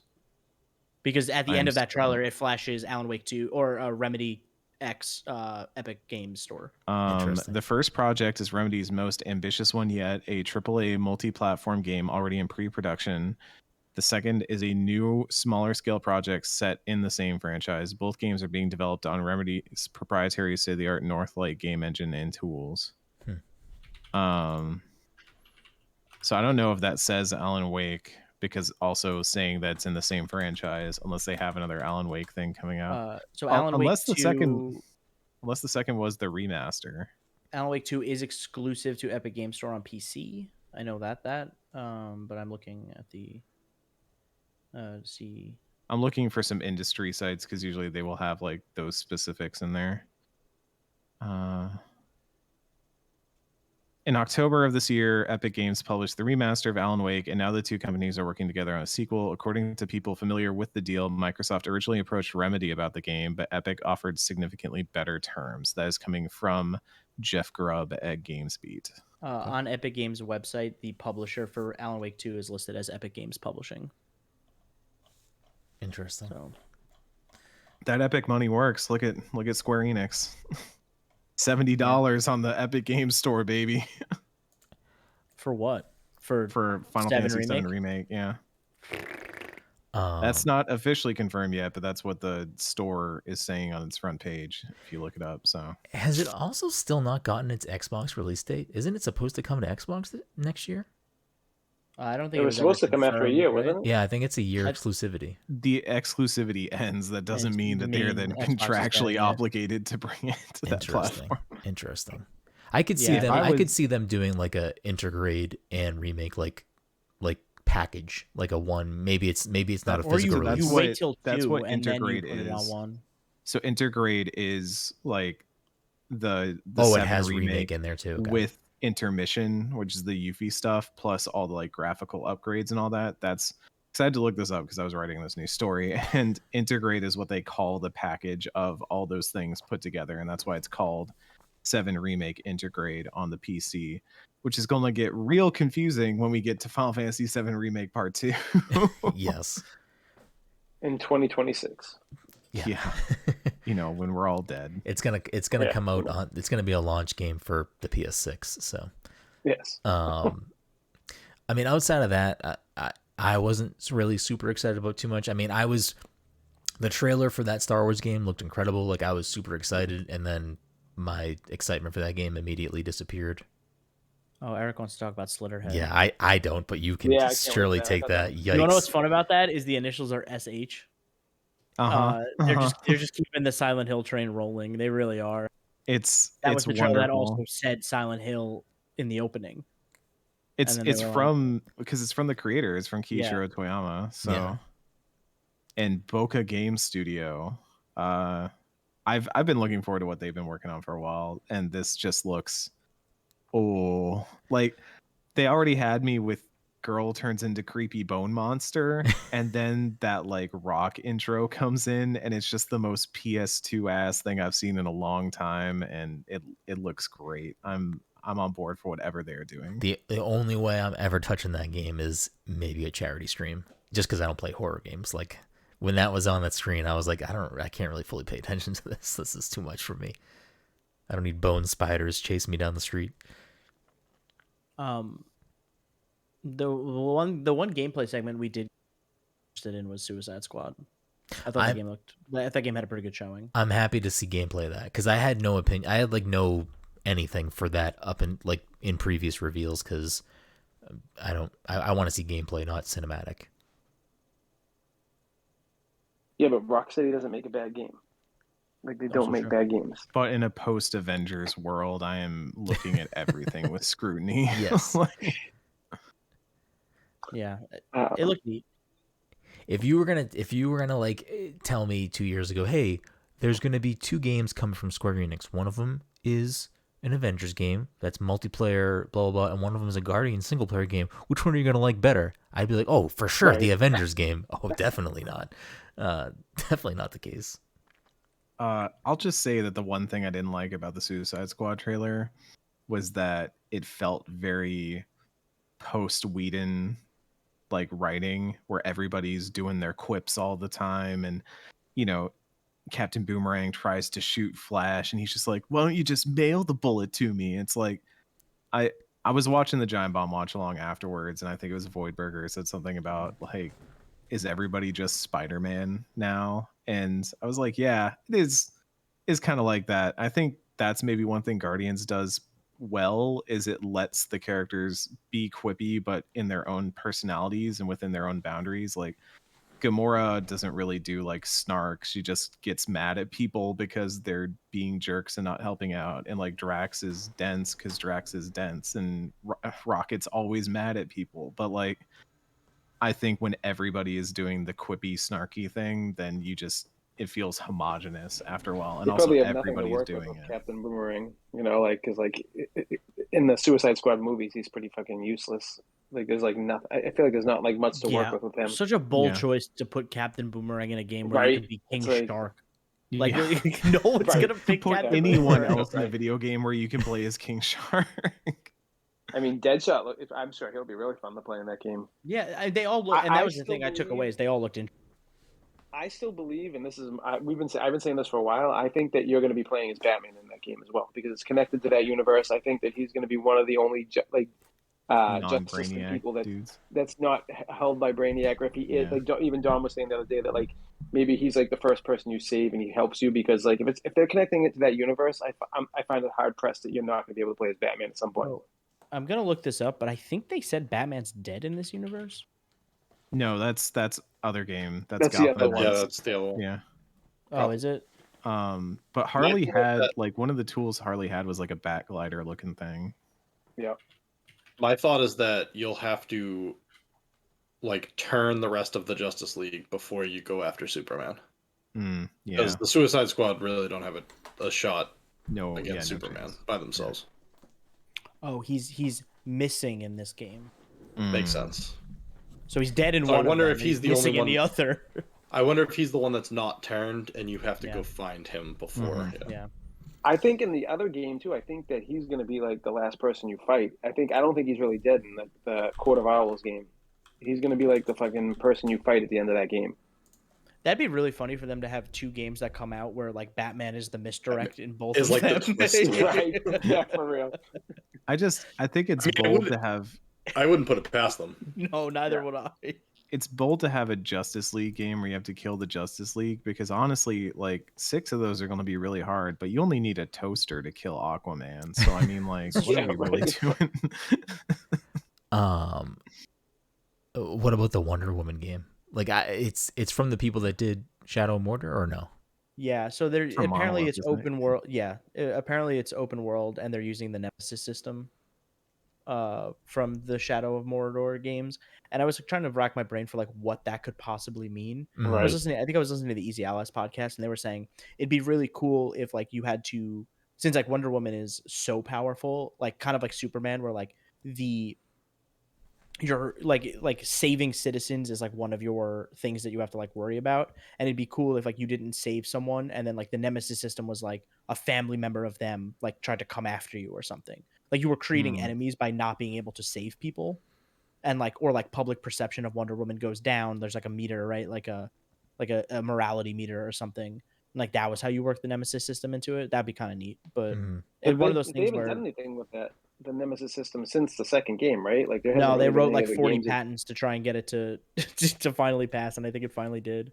But that was one of those trailers where it was like we immediately knew it was Wonder Woman because you see like the gauntlets or whatever. You're like, oh, Wonder Woman, and then the trailer just keeps going. Yeah, it's like, okay, that's her belt, that's her crown. Like, okay, we get it. Wrap it up. Right. And then at the end, it says Wonder Woman, and it's like that was it. That was we Does wasted Indiana like Jones a minute exist? on that.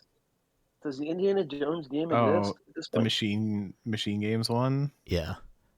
It's like, I mean, it exists, but Todd's convinced it's not. It's getting canceled, and I don't understand why he thinks that. When they announced it, they said it is very, very, very far. Yeah. This is their last movie from us for a long time. How long did they announce it? Was it last year? Oh, it hasn't been that long then. Okay. Yeah, I tried telling them. That's a studio that does quick turnaround from like showing you gameplay and stuff to putting the game out. Like, who's the audience for that game? For Indiana Jones. My dad. Yeah, that's what I'm saying. Like that's people who like Uncharted. Yeah, exactly. It's Xbox Uncharted. Like that's what it is. People who play Tomb Raider. Listen, they tried to do Xbox Uncharted by making an exclusive Tomb Raider game. It didn't work out the way they wanted to, so they're doing it with Indiana Jones. Making any more Tomb Raiders? Yeah, that's for sure. It's which sucks because 2 Tomb Raider games were very good, and then they messed up the third one. I never played the third. The first one was like the first one. That game fucking blew me away. That game was so good. That game was incredible. Rise is very good. I think Rise is my favorite of the 3. I think I only played like half of Rise. I don't think I ever finished it. Only thing I didn't like about Rise is I felt it was like more of the same of the first game. But I don't know. The first part of it is, and then it really like expands out in the second part. And I feel like thematically it's also very interesting because the first game is very much, Laura is going to learn how to survive, and that works, I think, but kind of loses its luster. Like, I think it peaks when you get that section where she busts down the door and she's like, I have a machine gun now, and it's like murdering all of them, and I love that scene. That's great. That's great. But after that point, like, it kind of loses the whole I'm going to become a survivor. Like, you just massacred an enemy base. Like, you're past survivor now. Yeah. And also by the time the third game rolled around, they were still using the tagline it was like, no, I am the Tomb Raider. Yeah. I've been the Tomb Raider for 2 games. There is one really incredible cutscene in the third game just on its own where you're like fighting one of the big bads and you tumble off this, like, I think it's like a bamboo walkway or something, and you both land in the water, and it's the dude is like trying to like get away on the beach and his like leg is messed up. He's like trying to crawl away all scared, and Laura just like rises out of the water, and it's like the fire is all behind her, so she's like just full Phantom coming out of the water and like slowly walks over to him and then just like murders the shit out of him. And I was like, that was the coolest thing. Oh my god. And then the rest of the game just sucked. So yeah, definitely one to skip. It like that character you could do so much with, and it feels like they need a studio that can really just take that and run with it. And honestly, I would have said that Eidos Montreal was not the team to do it because they did Shadow of Tomb Raider. But after Guardians, I'd be a little bit more optimistic about how they would handle it. So yeah. The problem with Tomb Raider now, though, is like, especially with those games not being super old, is it like, do you make a sequel to that or do you reboot the character again? Right.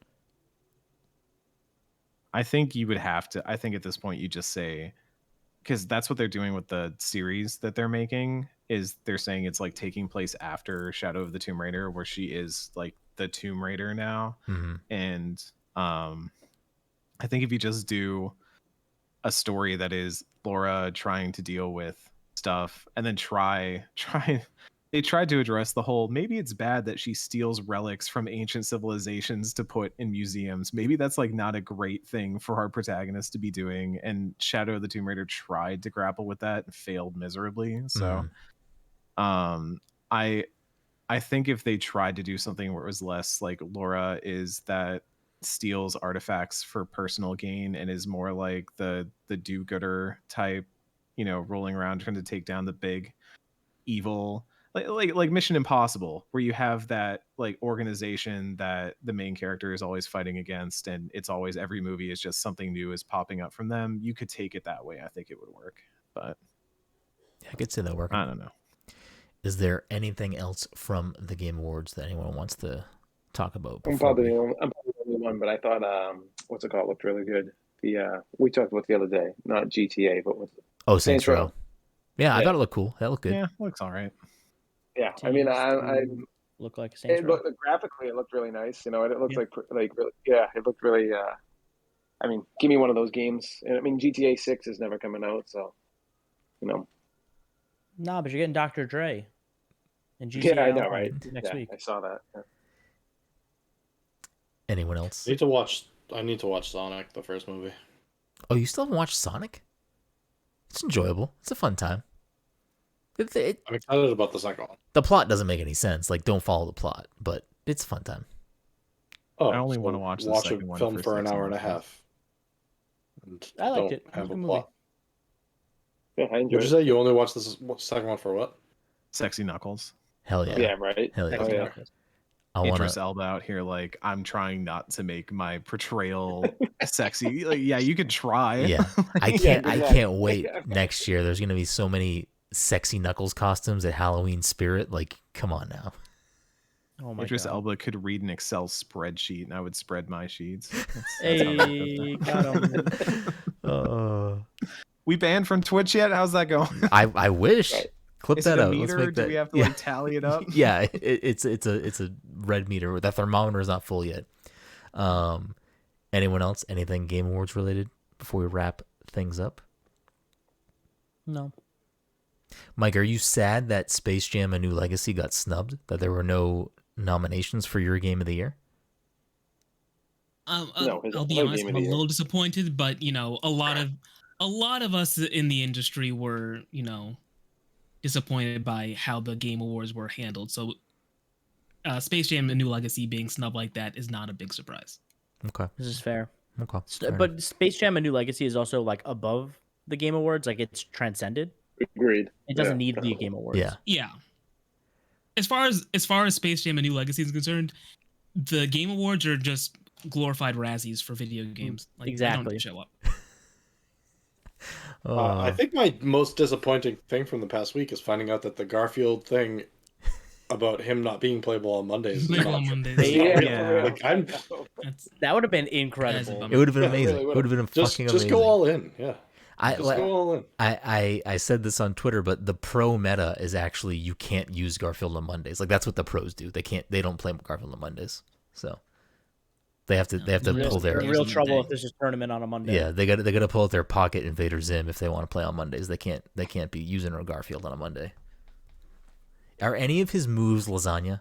I haven't watched or looked. I don't know if have they shown the trailer for. They did I show think there was his, a gameplay. Yeah, I think his down special. One of his specials is like him eating lasagna. Hell yeah! And I think one of them is pizza.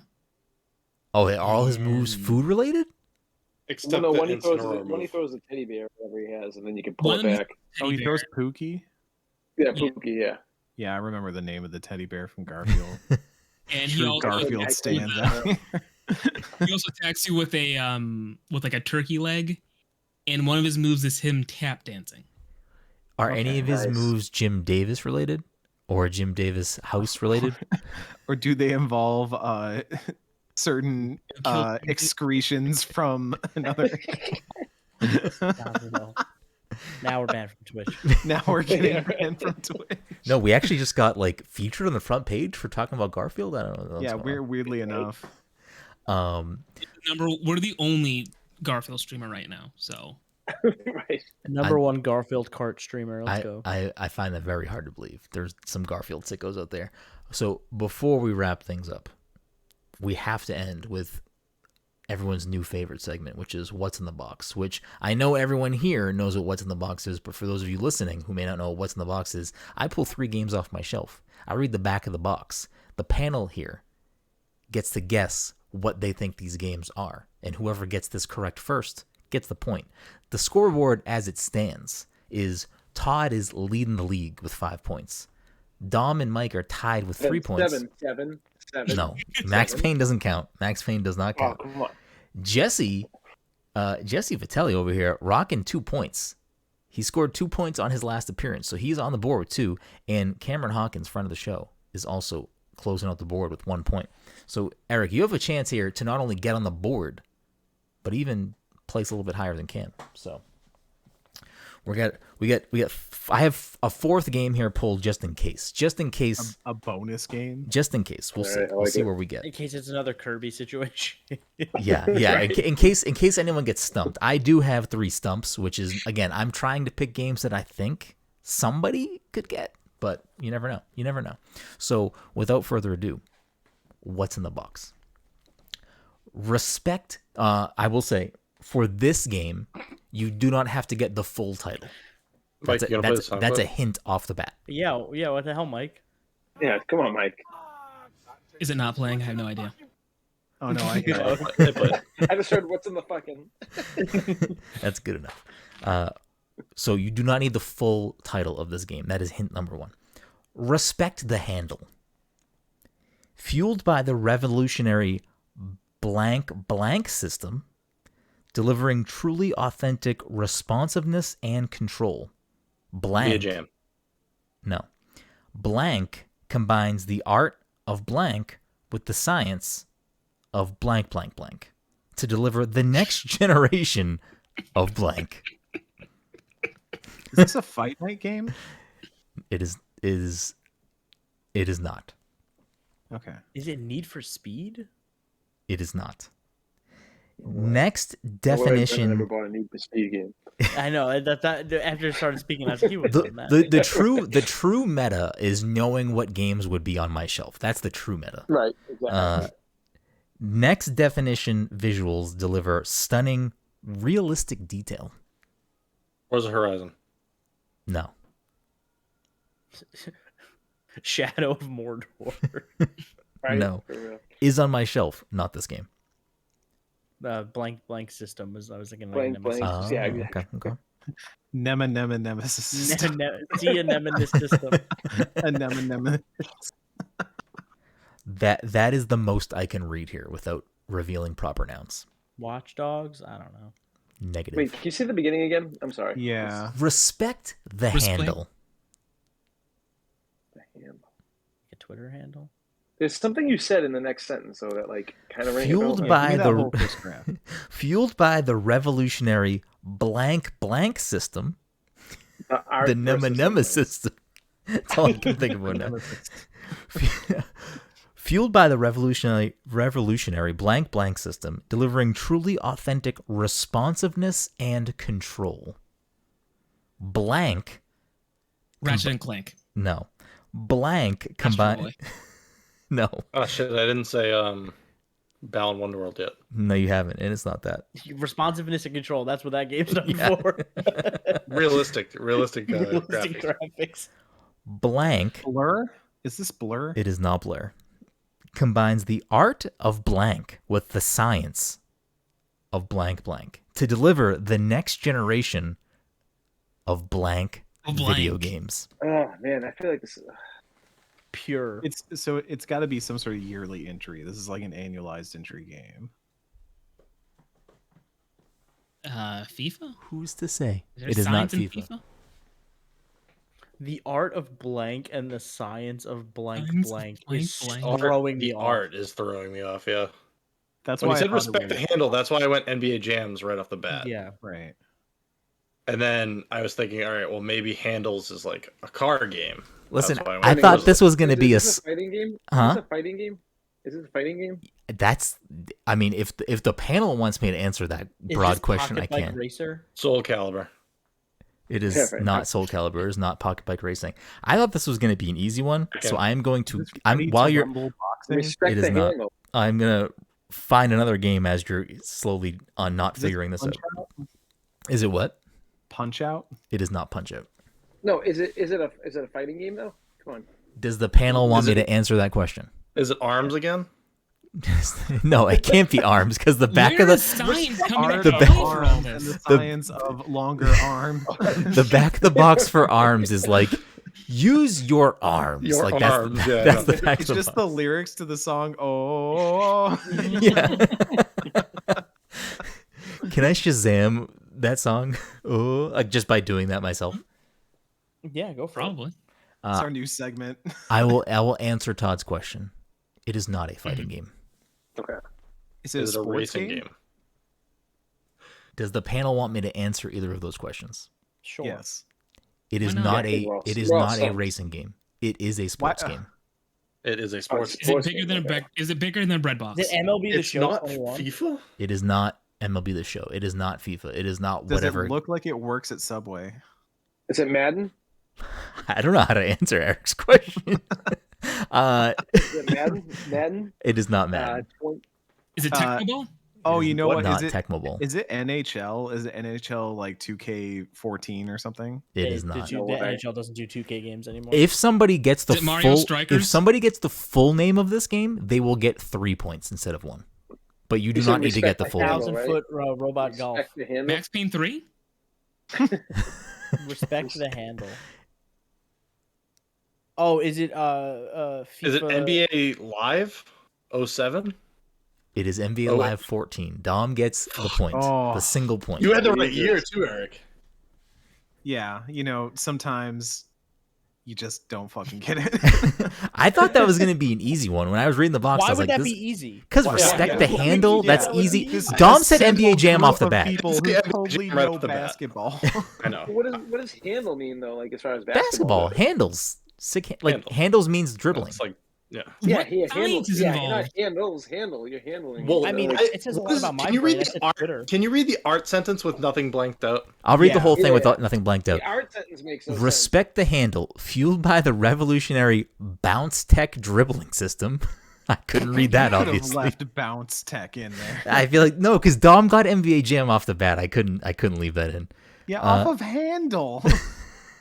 Delivering truly authentic responsiveness and control, NBA Live 14 combines the art of basketball and the science of EA Sports Ignite. So I had to leave those out. Because they threw science in the back of their game is like insane. All right. Damn, remember when they tried to put all their sports games on Ignite and then move them over to but anyway. Dom gets the point. Game number 2. What's in the box? The truth will hurt. Ace Attorney. No. Blank is cursed with the psychic power of empathy. Life is Strange True Colors. I don't know who gets that first. It might be a tie. Wonderworld. It might be a tie. It might be that was like legit at the same time for me.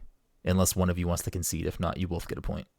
Concede. Wait, what? If we both get a point, then we both get a point. I don't give a fuck if Jesse gets a point. All right, there we go. They both get a point. It was literally at the same time for me.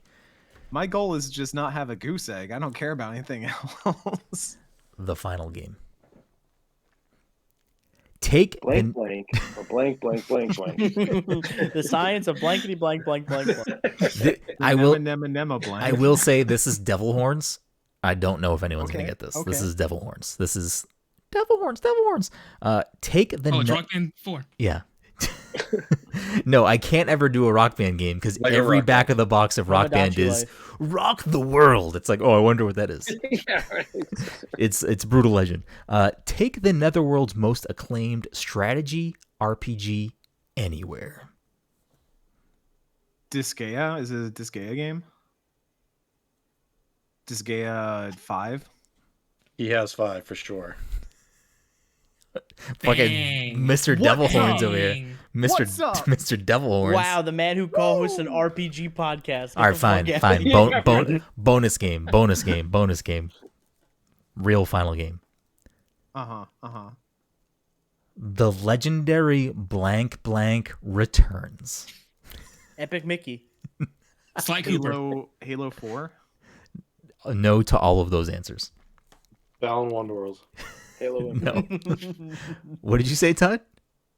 Halo Infinite. You piece of shit. Yes, let's go.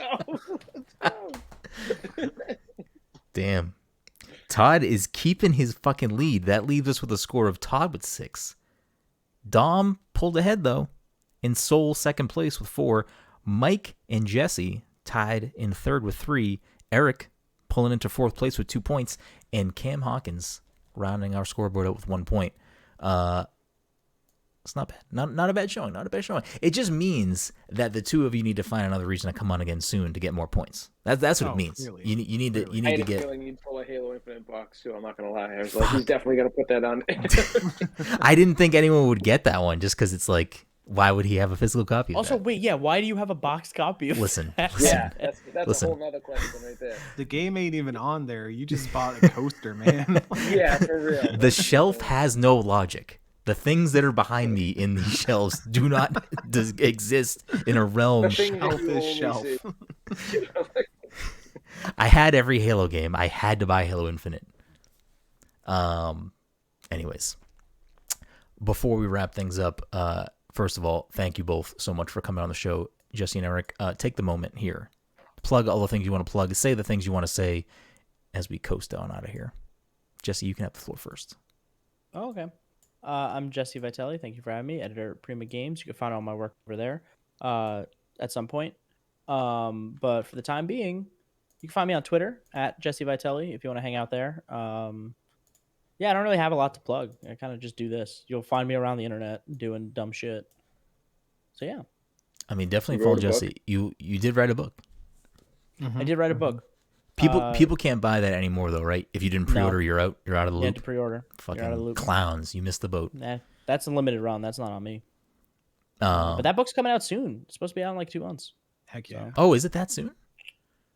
They said end of January was their target date, and like that probably means more like it'll ship in January and be out in like February. Hell yeah! I'm driving down just to get it signed. I'm just driving to New York just. I just finished my final edit on the book. Like I'm not hanging out with you. Like we're not doing anything else. I'm just coming down, getting it signed, and I'm driving back. Like it's gonna be like a quick 10 hours. Grab me some other It'll be like when you're in prison and they like slide the food through like a slot.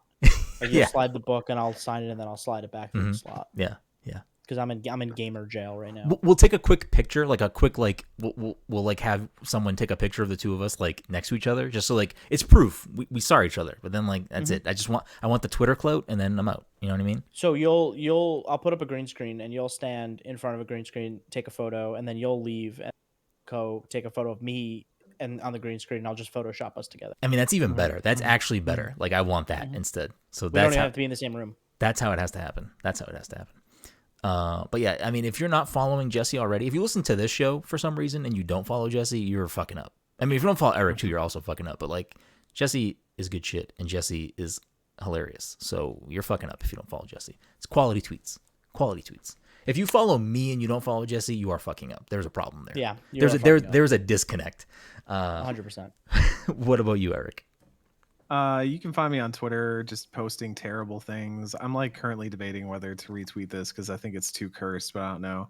I'm at Cmoosi, Seamoosi. You can also find me by day over at Destructoid.com, where I write a bunch of articles all the time, and by night at Normandy FM. That is at Normandy FM Show on Twitter, or Normandy FM on all your podcast services, where we are currently in the middle of our Final Fantasy X retrospective. Actually nearing the end of it. We're doing Xanarkand as our next episode, so we're pretty close to the end. And you can also find me over at Axe of the Blood God at Blood God Pod or Axe of the Blood God on all your podcast services. Hell yeah! How do you and Ken decide the next game? Is it decided by you two, or how does it work? It's decided by us. The way we originally structured it was Mass Effect was what we were going to do, Normandy FM, and then doing all the Dragon Age games was our stretch goal, and then we hit that stretch goal. So then we were like, okay, well, we'll put more BioWare games on there, I guess. And so that's how we ended up doing Jade Empire. And once we got to Jade Empire, we had been going for like 2.5 years at that point, because that's how long it takes to podcast your way through every Mass Effect and every Dragon Age. And by that point, we were kind of sick of BioWare games. And so we were like, okay, we'll still do some episodes and updates whenever there's big BioWare news. But how about we do a completely different game? So Ken suggested Last of Us because he loves that series and I had never played it. So I was like, cool. Yeah. So we did all of The Last of Us. And then we were going to do Life is Strange because it would have actually lined up with True Colors, that we would have started True Colors the week it came out. And we would have done like our first live play along retrospective. But the long story short is that I am a straight white dude and Ken is a gay white dude, and we felt that for a series that is about not those people, we couldn't get the folks on to guest and fill out the perspectives that we wanted to be able to do that justice. So then we were like, well, what do we do? Well, we both love Final Fantasy X. So now we're doing all of Final Fantasy X, which is 10, 10-2, all the extended works, which in one of them, apparently Tidus kicks a blitzball that turns out to be a bomb and it blows him up and he dies. And that's canonically how he dies in that universe. So looking forward to that. And then, you know, that's going to take us until at least like 2023 to finish. So somewhere this time next year, we'll probably start thinking, what do we do next? And we have a few ideas. We floated a few before. I want to make him play Fallout New Vegas or Vampire Bloodlines. He wants to make me play not Fallout New Vegas. I also think stuff like Nier would be a fun one to do. Yeah. Persona, we've talked about the idea of doing Persona before as well, because it fits the structure that we use.